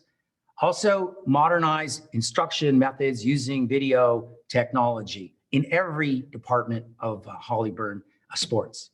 The tennis center, I'd love to see tennis ball walls for hitting the ball off, warming up, both in the upper lower courts. As well, in childcare, I'd like to improve childcare and children's drop-in and care facilities, toy drop-offs, learning station areas for a more comprehensive set of play and learning skills. In swimming, lap timers and swim meet scoreboards to track meet scores and individual race times. Now here's the biggie, the lower land improvement, a tiered event bowl. Think Hollywood Bowl meets Mission Hill Winery, an event stage, intimate amphitheater, and it can be a very special place to host concerts, speakers, movies, events, teen nights, summer wine tasting, weddings. Make the lower lands a functionality, make it a highlight of the club where people want to come to. As well, it will increase food and beverage sales. Wellness center, which would include a hair salon for children and seniors and all adults. Fitness center improvements, a jogging path that goes all around, up and down and around the perimeter of the property for a beautiful jog. Club-wide, who's who in the zoo. Increased transparency and knowledge for all members so nobody's wondering what's going on. And then the kitchen. I said I've been here long enough not to complain about the food. Kitchen modernization and expansion. Feature chef nights from some of your favorite restaurants, and a better integrated phone app for ordering and reserving throughout the club. Also, I just want to give a big shout out to Jordan Leaf. Thank you for all your years. See you later, bye. Hi, my name is Nancy Chapman, and I'm seeking re-election to the board. We joined Hollyburn in 2003 when we were new to the North Shore. I had just quit a job I loved and was going crazy entertaining 3 boys under the age of 5. I will be forever grateful to Hollyville, Cookie Monsters, and the Pool Inflatable. Hollyburn was and continues to be a fun and safe space to socialize and stay active with friends. Hollyburn has changed a lot over my 18 years as a member. The Peak Studio, added security measures, the leisure pool, golf simulators, and 2 homegrown Huskies in the NHL, to name a few. But at its core, Hollyburn remains a family-oriented sports club. The Board of Hollyburn provides oversight and direction to the club management, taking into account the impact of decisions on all our members, employees, and our surrounding community. The board is entrusted with identifying the needs of members and weighing them against the wants of our various activity groups. Balancing these wants is not easy. Tennis and pickleball, hockey versus figure skating, the young versus the young at heart, and even the temperature of the pool. It takes consultation and research, but once the debates are over, you should feel comfortable in knowing that the decision has been voted on by a diverse and experienced board that keeps our entire community top of mind. I've worked with some amazing people these past 4 years on the board. Collectively, we have heard hundreds of pieces of feedback, and I've learned to listen carefully, especially to those who have opinions different from my own. If you vote for me, I will be honored to continue to work with the rest of the board volunteers to provide oversight and stewardship for the generations to come. Thank you. Hello, my name is Paul Conover. I'm pleased to have been selected by the Hollyburn Nominating Committee through their interview process to be part of the shortlist for the proposed Hollyburn board slate. As a family, we first joined Hollyburn in 2008. We had 3 children active in many club activities, and in particular, the excellent hockey program here at Hollyburn. I'm a frequent user of Hollyburn's top-class fitness facilities and feel very fortunate that management has been able to keep Hollyburn open during the challenging times of the last year. By way of background, I'm semi-retired and a former CEO of Lundin Mining, a large, successful Canadian public company. I bring to the board more than 2 decades of public company and not-for-profit board membership experience, including serving for many years as a lead director and a member of numerous corporate governance, community, audit, human resources, and long-term strategy committees. My intent, if elected as one of the new board members, is to contribute to a positive, progressive culture and the long-term success of Hollyburn, respecting the diverse nature of members and activities here at the club. I look forward to serving the needs of Hollyburn membership, to ensuring Hollyburn remains a highly successful, unique, and well-respected recreation facility. Thank you very much. Hi, everyone. My name is Anna Day. My family joined Hollyburn 12 years ago when I was pregnant with my second child. Over the years, our children have learned karate, to swim, to skate, to play tennis and hockey, all here at Hollyburn. We have celebrated birthdays, New Year's, mother-son balls, father-daughter balls, and summer solstice here. We often eat in the dining room or bistro, or sit on the patio and have drinks. I'm running as an independent. When I learned that 6 directors had resigned, I contacted the nominating committee because I was interested in running. I was told at the time that there was a number of great candidates this year, but I could be considered for next year, or alternatively, I could run as an independent. I currently co-chair Hollyburn Ladies Tennis Day League, a group of over 100 women. This has been a great intro to providing a voice for members at Hollyburn, but I'm ready to do more. I'm an excellent listener, and I feel I would be a strong voice for accountability and transparency, as well as representing members at large. If you feel the same, please vote for all the independents. Thank you.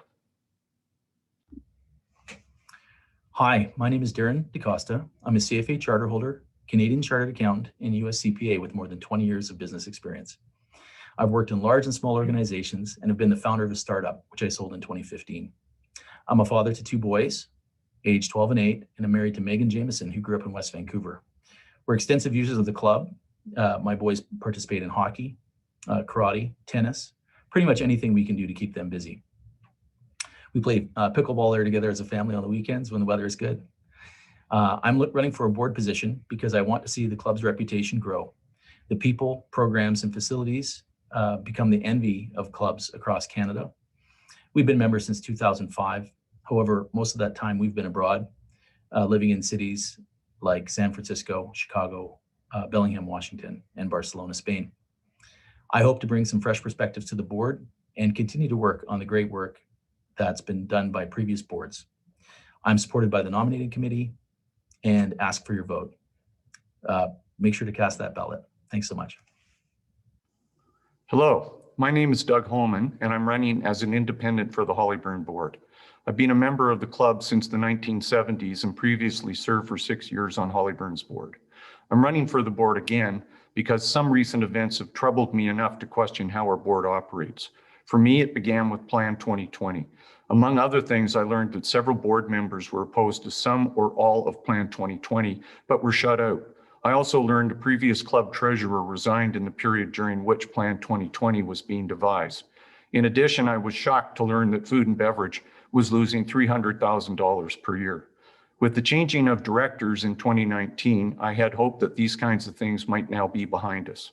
Unfortunately, since then, we have had 6 board members resign in April 2021, a further board member resigned last month, losses in food and beverage grow to almost $400,000 per annum and more.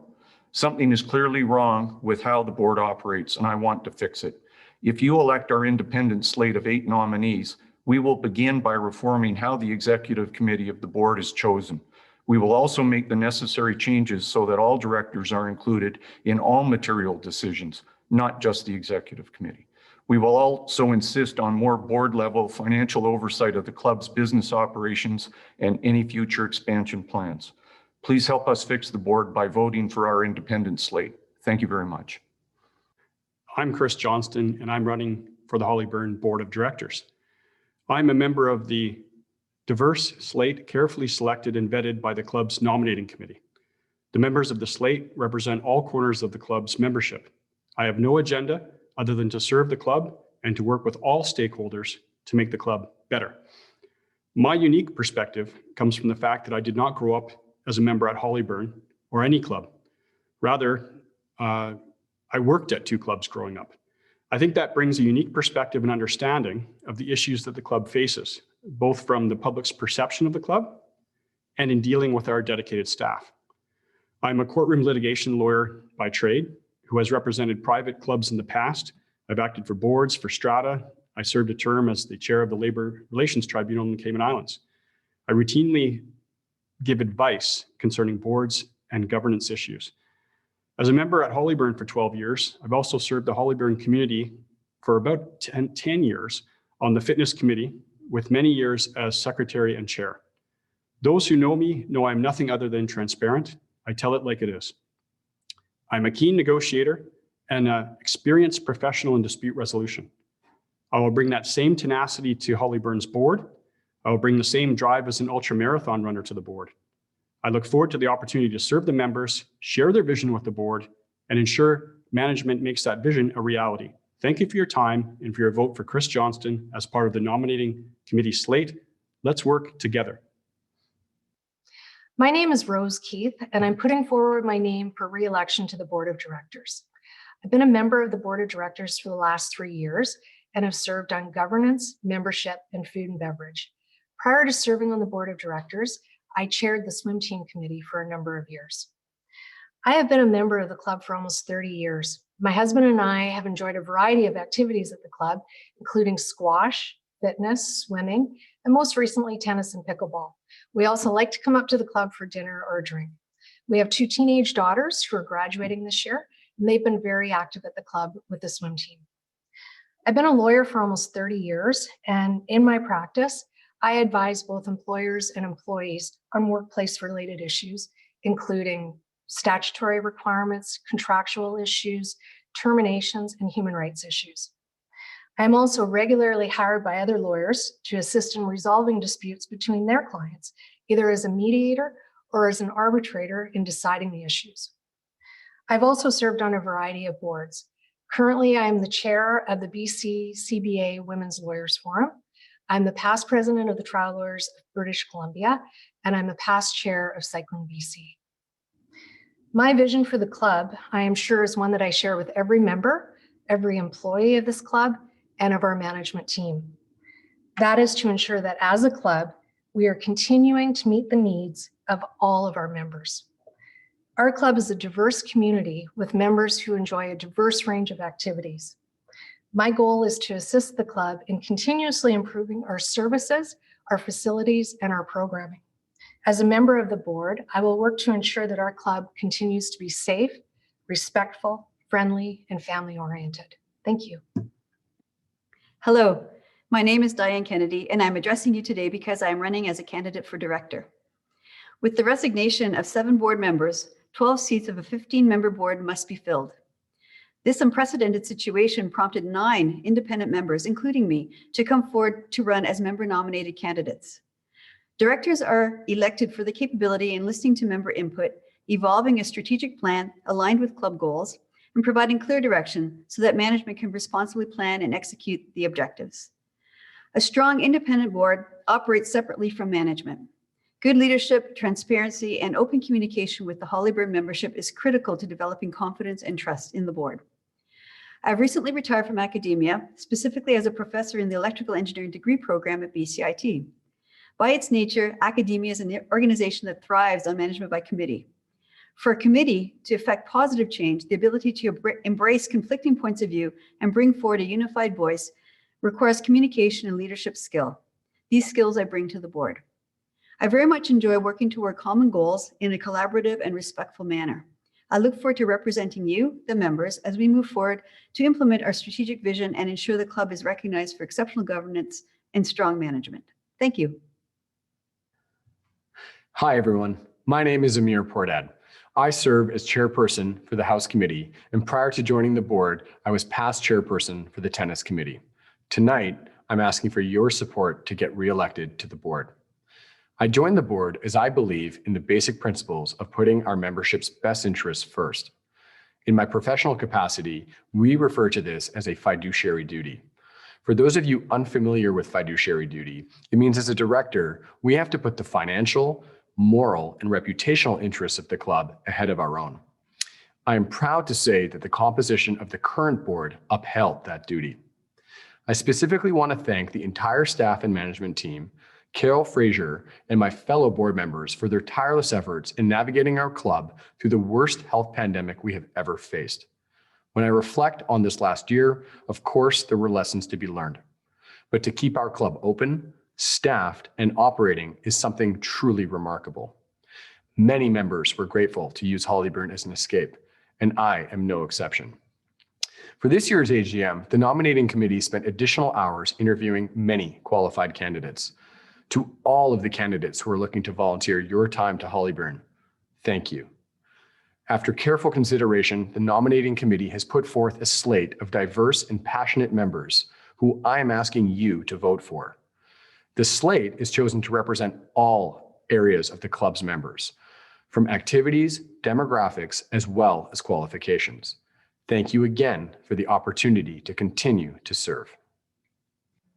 Hello, my name is Rola Priatel, and I've had to run as an independent. In the last few years, I found myself writing letters to the board. Some were a simple thank you, and some others were to make suggestions. One of these letters was sent 6 months ago on behalf of 30 other members, asking the board to form a COVID committee to make all related decisions so that mistakes don't occur. Being a pharmacist, I believe in preventing problems instead of treating them.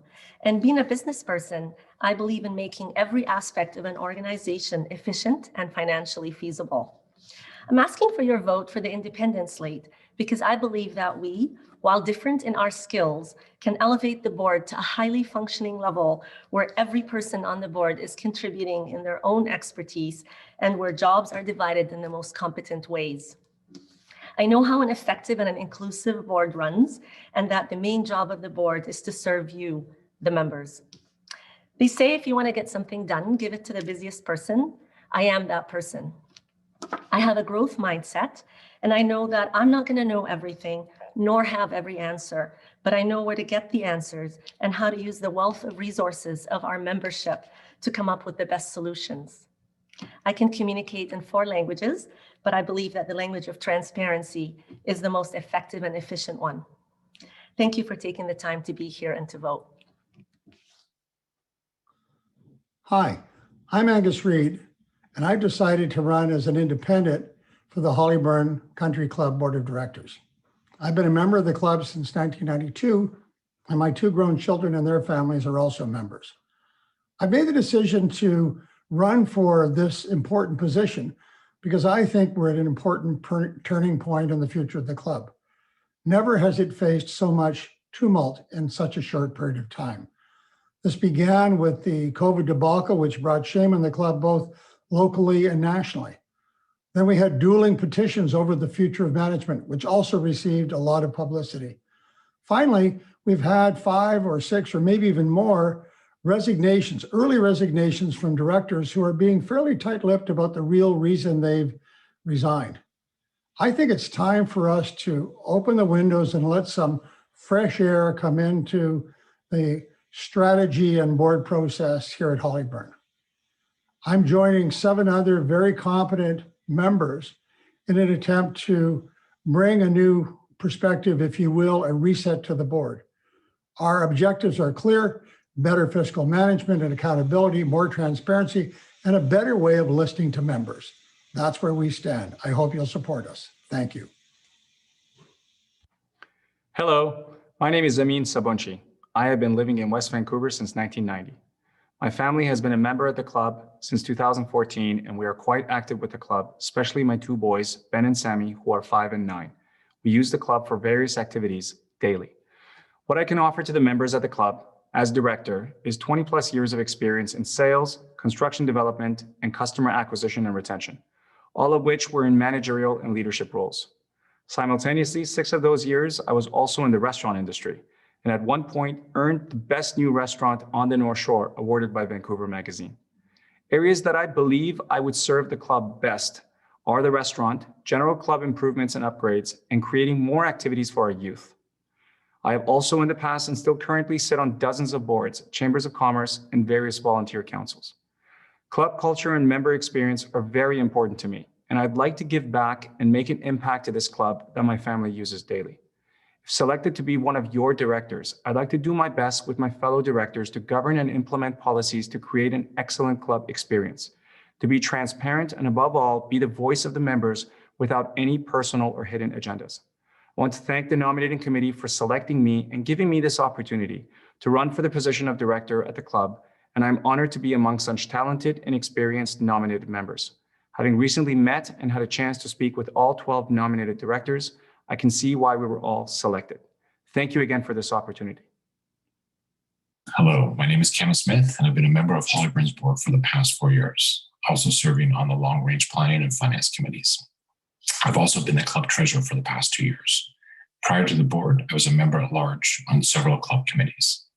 I'm a chartered accountant, FCPA, FCA, with over 25 years as a senior executive focused primarily in the resort and real estate industries. In 2019, I was awarded a fellowship by the Chartered Professional Accountants of British Columbia. In 2020, I joined Northland Properties Corp., a large hospitality and real estate company, as their CFO. Prior to that, for over 8 years, I was the EVP and CFO for Intercorp Projects Limited, a large real estate development company. Prior to Intercorp, I was EVP and CFO of Whistler Blackcomb.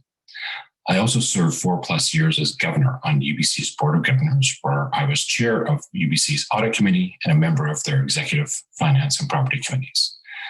My family and I have been members at Hollyburn since 2007, but I was also a junior member since the early 80s.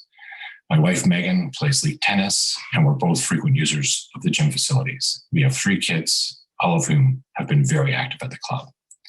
I've enjoyed my time on the board. We've gained a ton of appreciation of what it takes behind the scenes to make this club function. I'm running for another term to continue working with and providing management with member input and oversight, give my time and energy back to the club our family loves, and to provide input into its future direction. The club is in good shape today, but it needs to embrace change in a fiscally responsible manner. Improvements like the fitness center and swimming pool have transformed the club. Changes like these, I feel, are needed to keep the facilities relevant and up to date, to attract new members, and to grow with the times. Thank you. Hello, fellow Hollyburn members. My name is Clay Stiro, and I'm here to ask for your vote. My wife, Deborah, and I joined the club 17 years ago when we returned to Canada because we thought that would be the best thing for our family, and we were right. Every member of our family has benefited from the programs at Hollyburn, whether it was hockey, swimming, tennis, fitness, or squash. That's where you'd find us the most. But now we're looking at new things like pickleball and bridge. Our Hollyburn membership is going to be something that keeps us in West Vancouver when we eventually retire. My professional background is rooted in treasury management. I worked for some great companies. I practiced treasury management in the United States as well as in Canada, and I've implemented treasury management solutions for large organizations in Europe and in Asia. I have seen firsthand just how important the governance of an organization is to determine its success. Believe me, good governance matters. After the Hollyburn nomination committee process, when they contacted me to let me know that they wanted to endorse me as a candidate for director at Hollyburn, I was thrilled.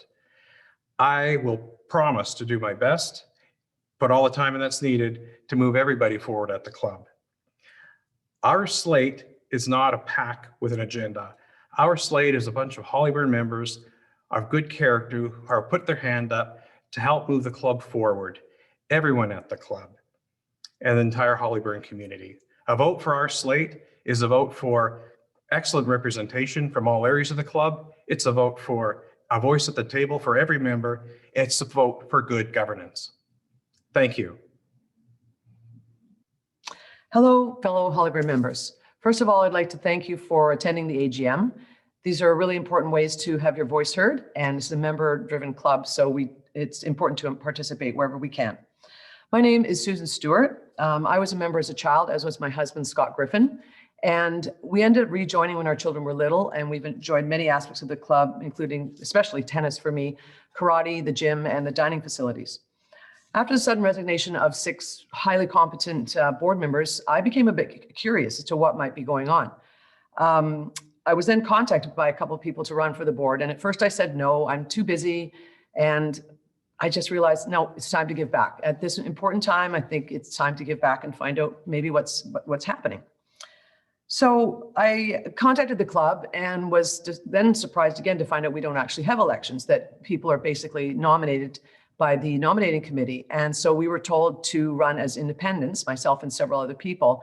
And so we decided to collectively get together and run as a slate. Our vision is your vision. We want to find out what the members want to know. We want to find out what the members' vision is, if they want change, anything like that. I've owned and operated a business for over 30 years, and I faced many challenges during that time. I have previous experience on several boards as well. I think I can bring good problem-solving skills and ability to see small details that, given attention, might produce some really amazing outcomes. We need to start with figuring out what that is exactly, what the members' vision is exactly. The board needs to be good fiduciaries at the end of the day. That's the most important thing. I would like to see improvements in food and beverage operations, board structure, transparency, and club communication. And thank you for listening. If elected, it's my turn to listen to you. Hello, fellow Hollyburn members. My name is Jeff Stollery, and I'm a lifelong member of Hollyburn. Now, my wife and I and young daughters are very active members of our world-class club. Recent events at Hollyburn, none more so than the abrupt resignation of 6 highly qualified board members, was the final push for me to run for the board. I think it is fair to say there is a historic level of turmoil and dysfunction with our board. And although concerning, this also represents a unique opportunity for our club to take a huge step forward. I and 7 others are running as independents for the board because the nominating committee told us their slate was full. I respectfully ask for your support, not only of myself, but the entire slate of independents. Some fundamental issues that I would like to see addressed are improved transparency and accountability from the board to the membership, increased financial and operational oversight, an audit of the food and beverage operation, and a strategy for success going forward. The board is elected by the members to serve the best interests of the members. It is then the board's responsibility to articulate those interests to management and support management in the execution of those interests. In my opinion, this guiding principle of governance has been lost. If elected, I will work tirelessly. I will bring an open mind and willingness to work with each and every member of the board on your behalf. Thank you very much. Good evening. My name is Joelle Walker-Crane, and I am one of the candidates selected by the nominating committee seeking a position on the club's board of directors. This slate is comprised of a group of diverse and experienced members with a positive motivation for serving the Hollyburn community and the club as a whole. My family and I joined Hollyburn in 2016, and my 3 children, who are 5, 8, and 11, have been active participants in all sorts of activities ever since: swimming, tennis, skating, piano, mini scholars, and hockey. My son briefly dabbled in karate, but I'm sure Sensei Peter would agree that that career was best short-lived. I hope to bring my voice as a mom of 3 young kids who feel Hollyburn is their second home to the board table. I know that this perspective will help Hollyburn further its purpose to be a premier athletic club that provides a safe, family-friendly, and inclusive environment for all of our diverse members. On the professional front, I am a commercial litigation lawyer specializing in complex business disputes. I also regularly advise clients in the areas of First Nations economic development. And in this role, I've been involved in negotiations with some of the largest resource companies in Canada, as well as all levels of government. I believe my legal background will be an asset to the board, as I have significant experience in corporate governance, the fiduciary duties of directors, the development and interpretation of society bylaws and policies, and commercial law generally. My experience also extends to governance of other organizations. I am formerly an executive member of the Vancouver Bar Association. I currently sit on my law firm's board of directors, and I am also a member of the Policy and Governance Committee of the North Shore Girls Soccer Club. And if these weren't enough reasons to vote for me, June 14th is also my birthday. Hello, everyone. Today, I'm standing here so thankful of this experience that I'm running and the chance that you can know me more. As you may have known, my name is Julia Zhao, but I'm not here to talk about how good I am, because you will find out anyway, through my bio, hearsay from others, or later. We are not defined by what we have. We are defined by what we believe. We all think COVID is a very, very bad thing, but COVID is good from the perspective that we have lots of times with ourselves to go over the past, to think about the existing present, and to look into the future. Likewise, during the COVID, our members have suffered a lot, and our club has strived to make it fit into every member's needs. We keep on asking ourselves, when there is only one place other than home that we can hang out together, what do you want it to be? I would say I want it to be a safe and comfortable place that provides shelter for all of us. It's transparent, it's accountable, and it's sustainable. When you say there is no place like this, I would say, no, you are completely wrong. There is a place like this. It's our club.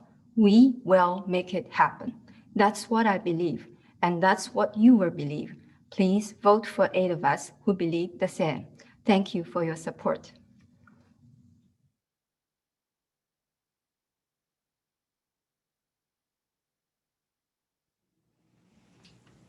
Thank you, Tom, and thank you to all the candidates. The next item of business is other business. So I'm going to pass it over to Stu, and Stu will moderate the Q&A. Thanks, Carol. We'll proceed as we did before. I'll recognize people as I see them come up on the Zoom platform. John Pennefarther.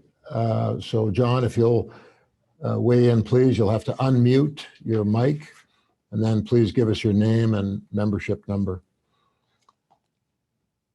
John, you're still on mute. And again, I've got quite a few questions here. There we go. John, please go ahead. Sorry, I don't know how you got my name, but I don't have any questions. You're doing a great job. Carry on. Thank you very much for that. I don't think he was talking to me, but anyway. Okay, Doug Reed is next. Doug, if you'll give us your name and membership number, please. My question, Doug, for the Finance Committee, and it's already been asked and you've already denied to answer it, so there's not much sense in me asking it. Okay, thank you.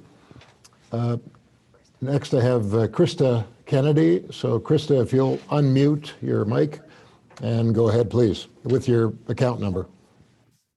Hi, it's Krista Kennedy, 41531.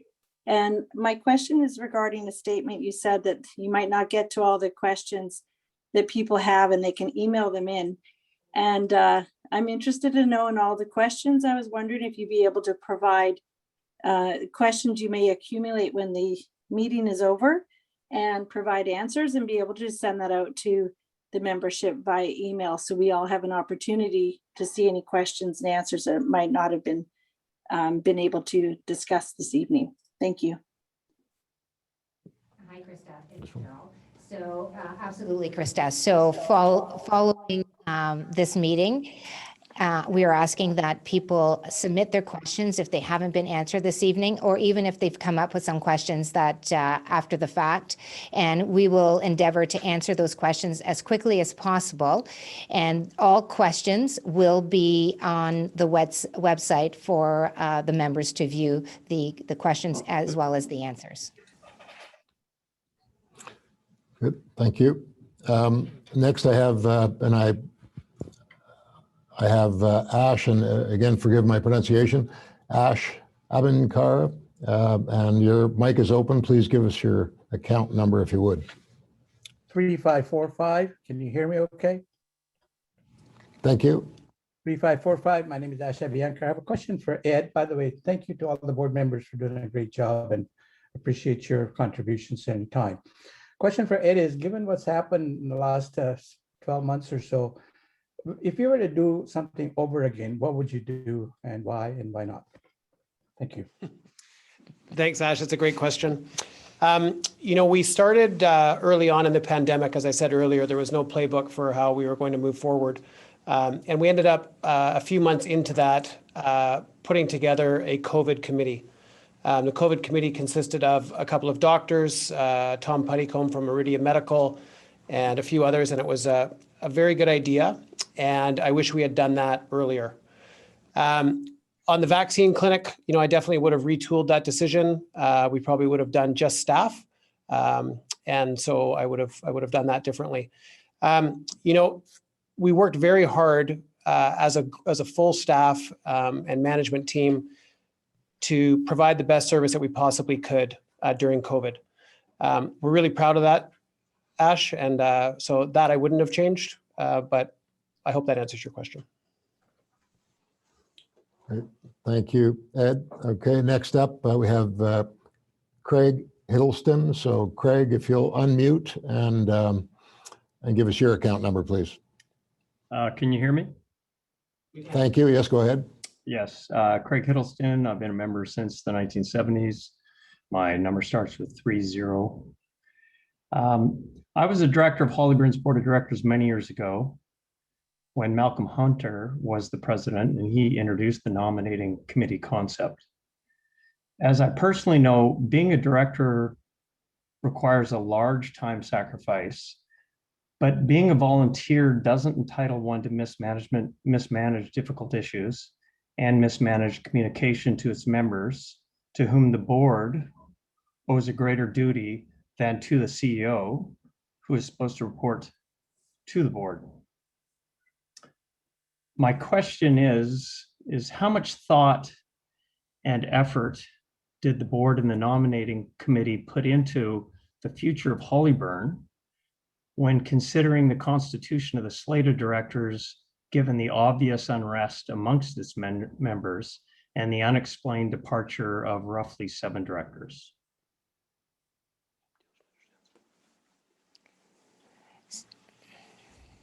So Tom is not here, but I would have asked him to answer this question. Absolutely. We have a process that we go through, as Tom described, for the nominating committee. We were fortunate this year. So when we did put out a call for nominations starting in December, we had a long list of really qualified candidates. Once we got through that list, there were only 2 directors that were leaving and that we needed to replace. So we kept that list, obviously, and would look at them for the following year. So when the 6 or 7 directors did resign, we took that list and went back to it and we re-interviewed some people, and others we knew had all the qualifications that we were looking for. They fit the diversity of the club, the gender of the club, the experience, the expertise, and a number of factors. So we felt very comfortable who we were putting forward was the right slate for the board and the club.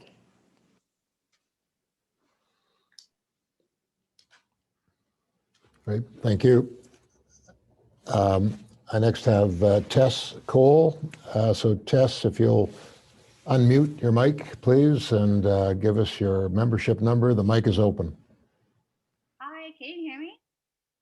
We can, yes.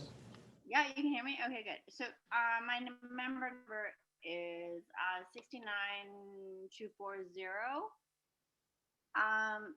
And so I have not been a member for very long, probably 2013, 2014. And this is the very first annual general meeting that I've ever attended. And I'm not here because I'm happy. I'm here because I'm unhappy. This is not the fact that a lot of people are tuning in. I just want you to know this is not a good thing. Okay. This is us tuning in because we are concerned. There's a lot of unrest, and we would like more transparency about what's going on with our club. We have a lot of money invested in this club, and I personally would like to know where my money is going. So if the club is spending $100,000 to defend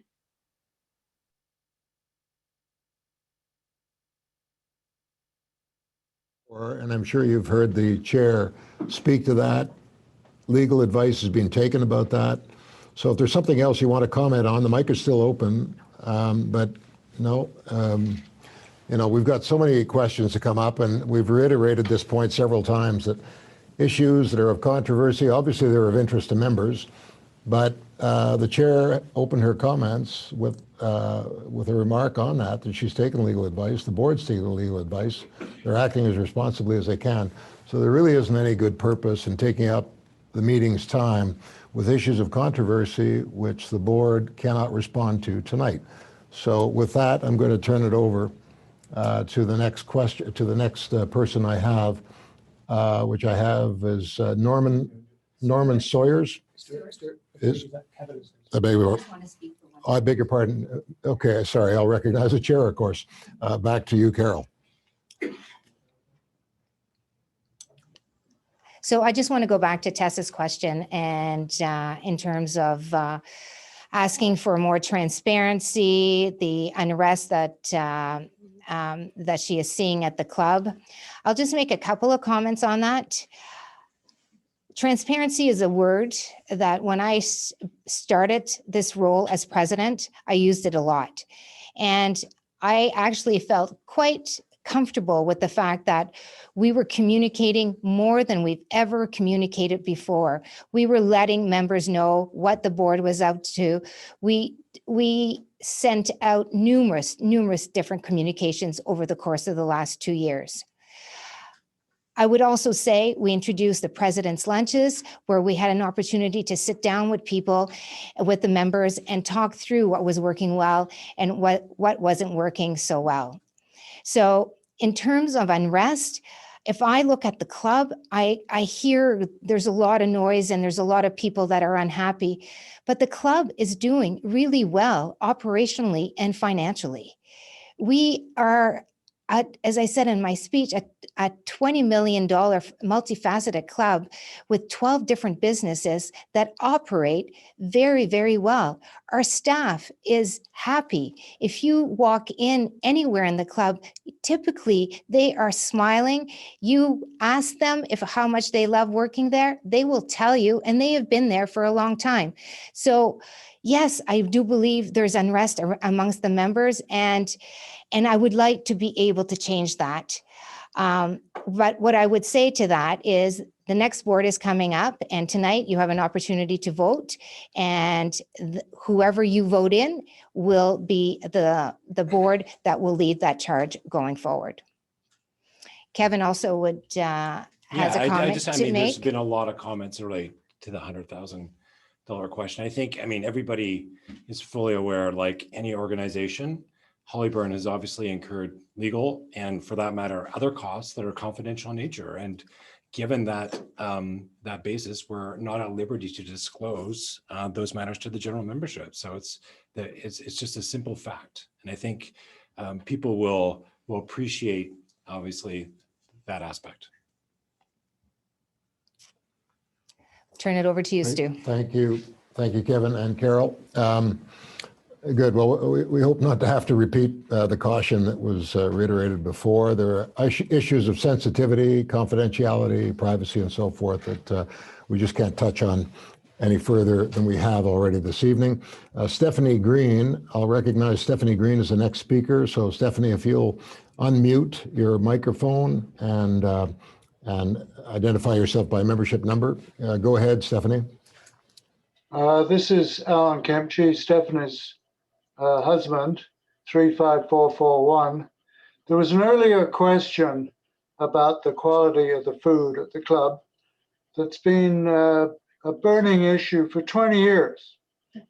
The most recent attempt to correct it was to hire some chef who wanted to run his own business out of the club's kitchen. And the meeting today just just rebuffed the very serious question a member put to the board about what the hell they were going to do about the quality of the food. And I think it's time the board address this question more seriously. There are thousands of members of the club who can quite well afford to support a decent kitchen. It's time the board got with it. I didn't hear your first name, but thank you very much for your comments. The board 2 years ago reestablished the Food and Beverage Committee. It was comprised of several board members and industry experts from the membership. So there has been a concerted effort to improve the food and beverage, to improve the service, to improve the food, everything about it, our inventory control, everything. So there has been a concerted effort. And that has been communicated. We can send some information out over the next couple of days. We've communicated that out through the View and on the e-blast that you receive every Tuesday as to what the Food and Beverage Committee has done. So there is a significant effort happening right now to make the food services area better at Hollyburn. Great, thank you. I next have a former esteemed colleague and David Burney. And David, I'm probably about 40 years late in delivering a memo to your desk, so I'm sorry about that. But anyway, you have the microphone, and if you'll give us your account number, there you go. Go ahead, David. 1827. Hi, Stu. How are you doing?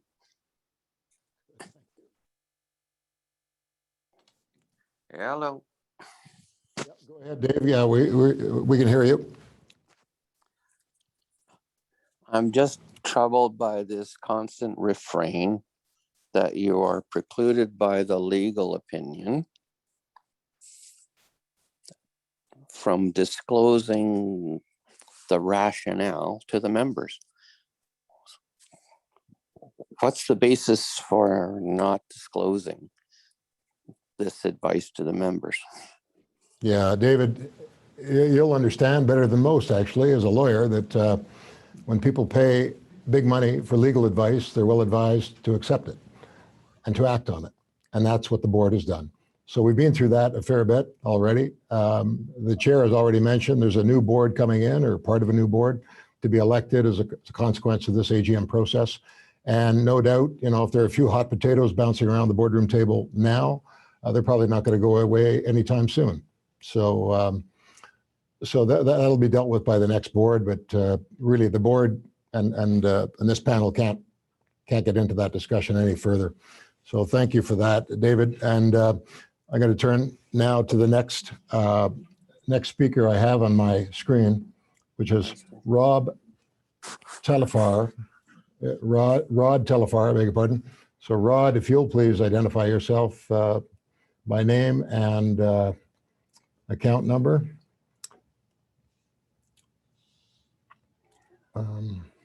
Is Rod still there? I don't know if Rod is still there. No, he's fallen off my screen. I'm sorry. Anyway, how about Lance Sparling? Lance Sparling, if you're still there. I see Lance's name, and if you'll, great. And Lance, if you'll unmute and give us your account number, please. 3641. And it's his wife, Terry. And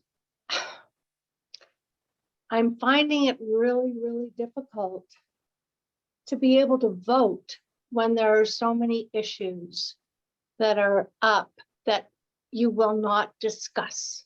So how can anyone vote on anything when you will not discuss anything? Question.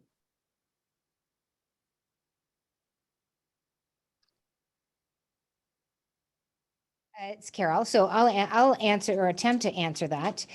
There are two questions that we are not answering, and both of them are on the advice of legal counsel.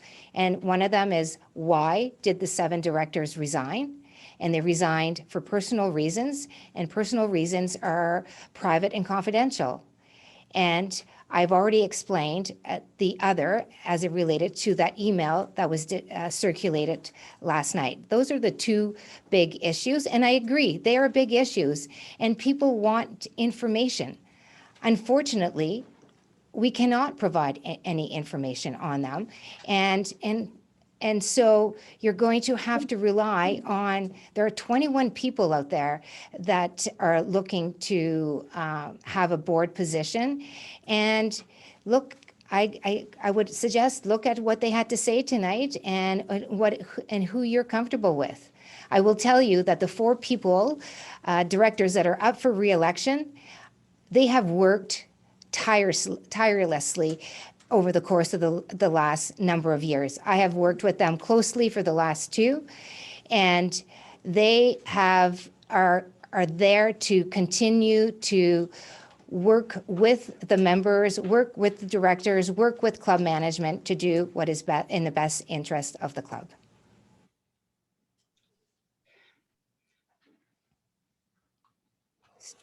Great. Thanks, Carol. I next have Cam Tafreshi. So Cam, if you'll please unmute and unmute your microphone. I can't hear you yet. And please give us your account number. And okay, go ahead, Cam. Hi, Stu, member number 64180. So we are members for the club for a number of years now. Young family, there's some things we'd love to see happen, better use of the lands that are unused. And like many of the members, I wanted to remind everybody, especially those who are going to be part of the future board and hopefully organize an in-person AGM, that AGM is a platform, and I'm familiar with them, that you're supposed to be able to be heard. So one thing I haven't enjoyed, and I'm not going to make a comment to be cut off, but I haven't enjoyed having you guys digitally cut off people who are trying to ask a question. Let them ask it and choose not to answer it, as difficult as it may be. So disappointed in that tonight. And I hope that the new board can look at that and reflect on that.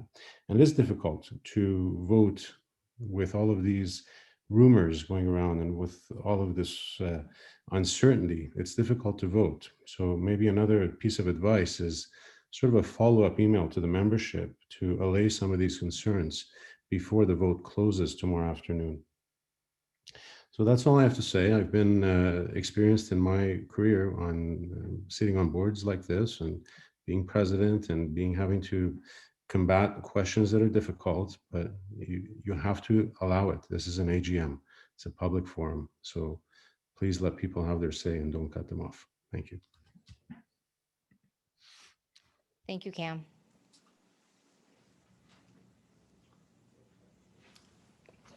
Great, thank you, and thank you for the prior speaker's remarks. They're not untoward, but there's only so much that can be done, and we've tried to explain that.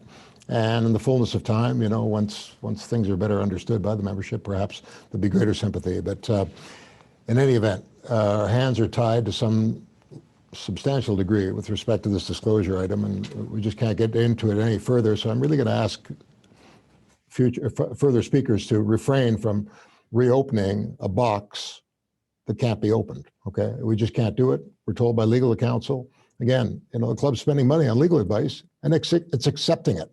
Okay? It's accepting it in good faith. So I really hope people understand that. Michelle Tice is next up. And if you'll unmute your microphone, please, and give us an account number. Michelle, you have the floor.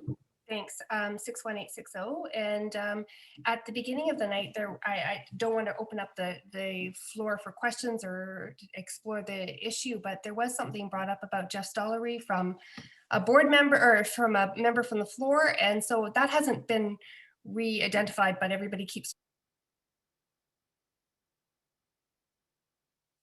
I couldn't follow that.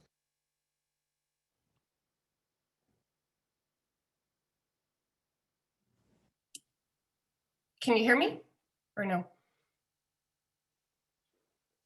Yeah, sorry, Michelle, restate your question, would you please?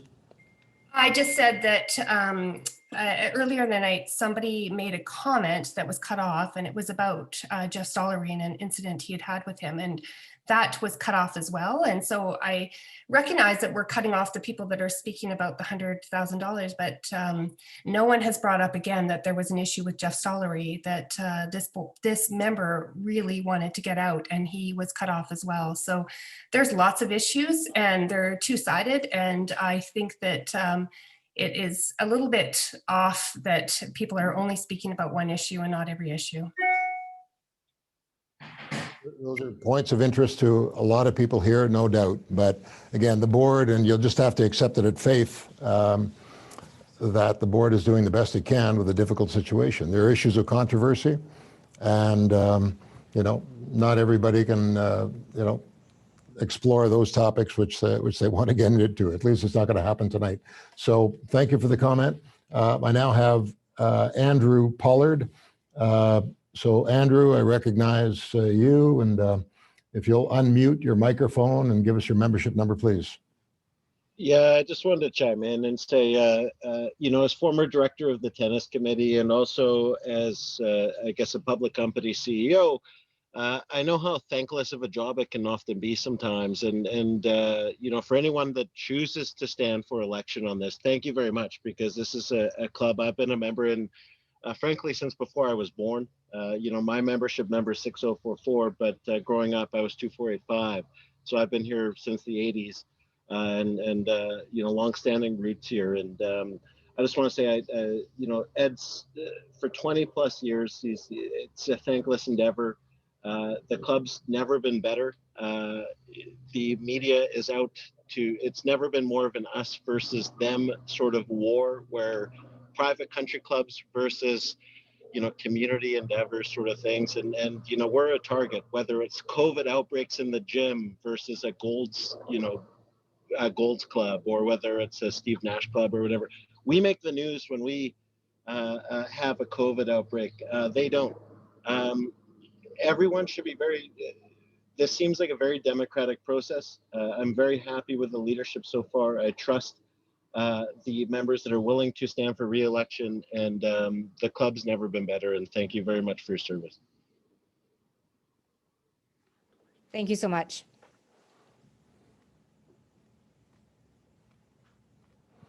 Great, thank you.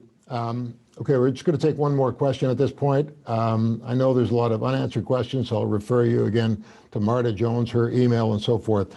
But right now we're going to turn the last question over to Rob Fout. So Rob, we'll recognize you, and if you'll unmute, there you go. Thank you, go ahead. Yeah, so you can hear me? I can hear you, I need an account number. Okay, yeah, so my name is Rob Fout. My account number is 38220. My wife has been a member of Hollyburn since the day she was born, which is in 1964. I've attended as far as, at least for over the last 30 years, I've attended as far as almost every AGM. I enjoy as far as going to the AGM. And I just wanted to raise a question about this year's voting. So I know that in the past, the voting has always been done where you had to attend the AGM to be able to vote, or you were able to, as far as gain a proxy. And I wonder if the people could explain as far as why that we've changed it so that we're going out to every member, because I have some real concerns that people that may not know what's going on at Hollyburn and didn't attend the AGM, even though this is the most attended one, I'm concerned whatever that those people are also voting, which could be diluting some of the real issues. Thank you, Rob, for your question. So we've gone to, well, first of all, we had to go through this process, electronic voting, because of being in a pandemic environment in a Zoom AGM. But it's also a more fair democratic process. We have a large group of people tonight, 21 people who are voting and are running, and everybody was asking, they wanted a democratic process. And we felt that the best way to allow that was to have the vote open for beyond the AGM.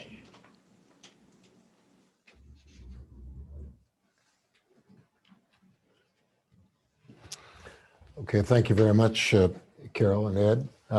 Okay, we're going to bring that, or sorry, I'll turn it back over to the chair now. That'll close the other business part of the meeting. And Carol, back to you.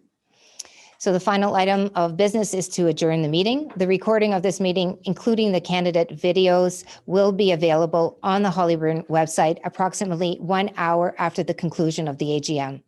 The draft minutes of this meeting will be posted on the website within 30 days, and the election results will be sent to members on Tuesday, June 15th, once the election polls have closed.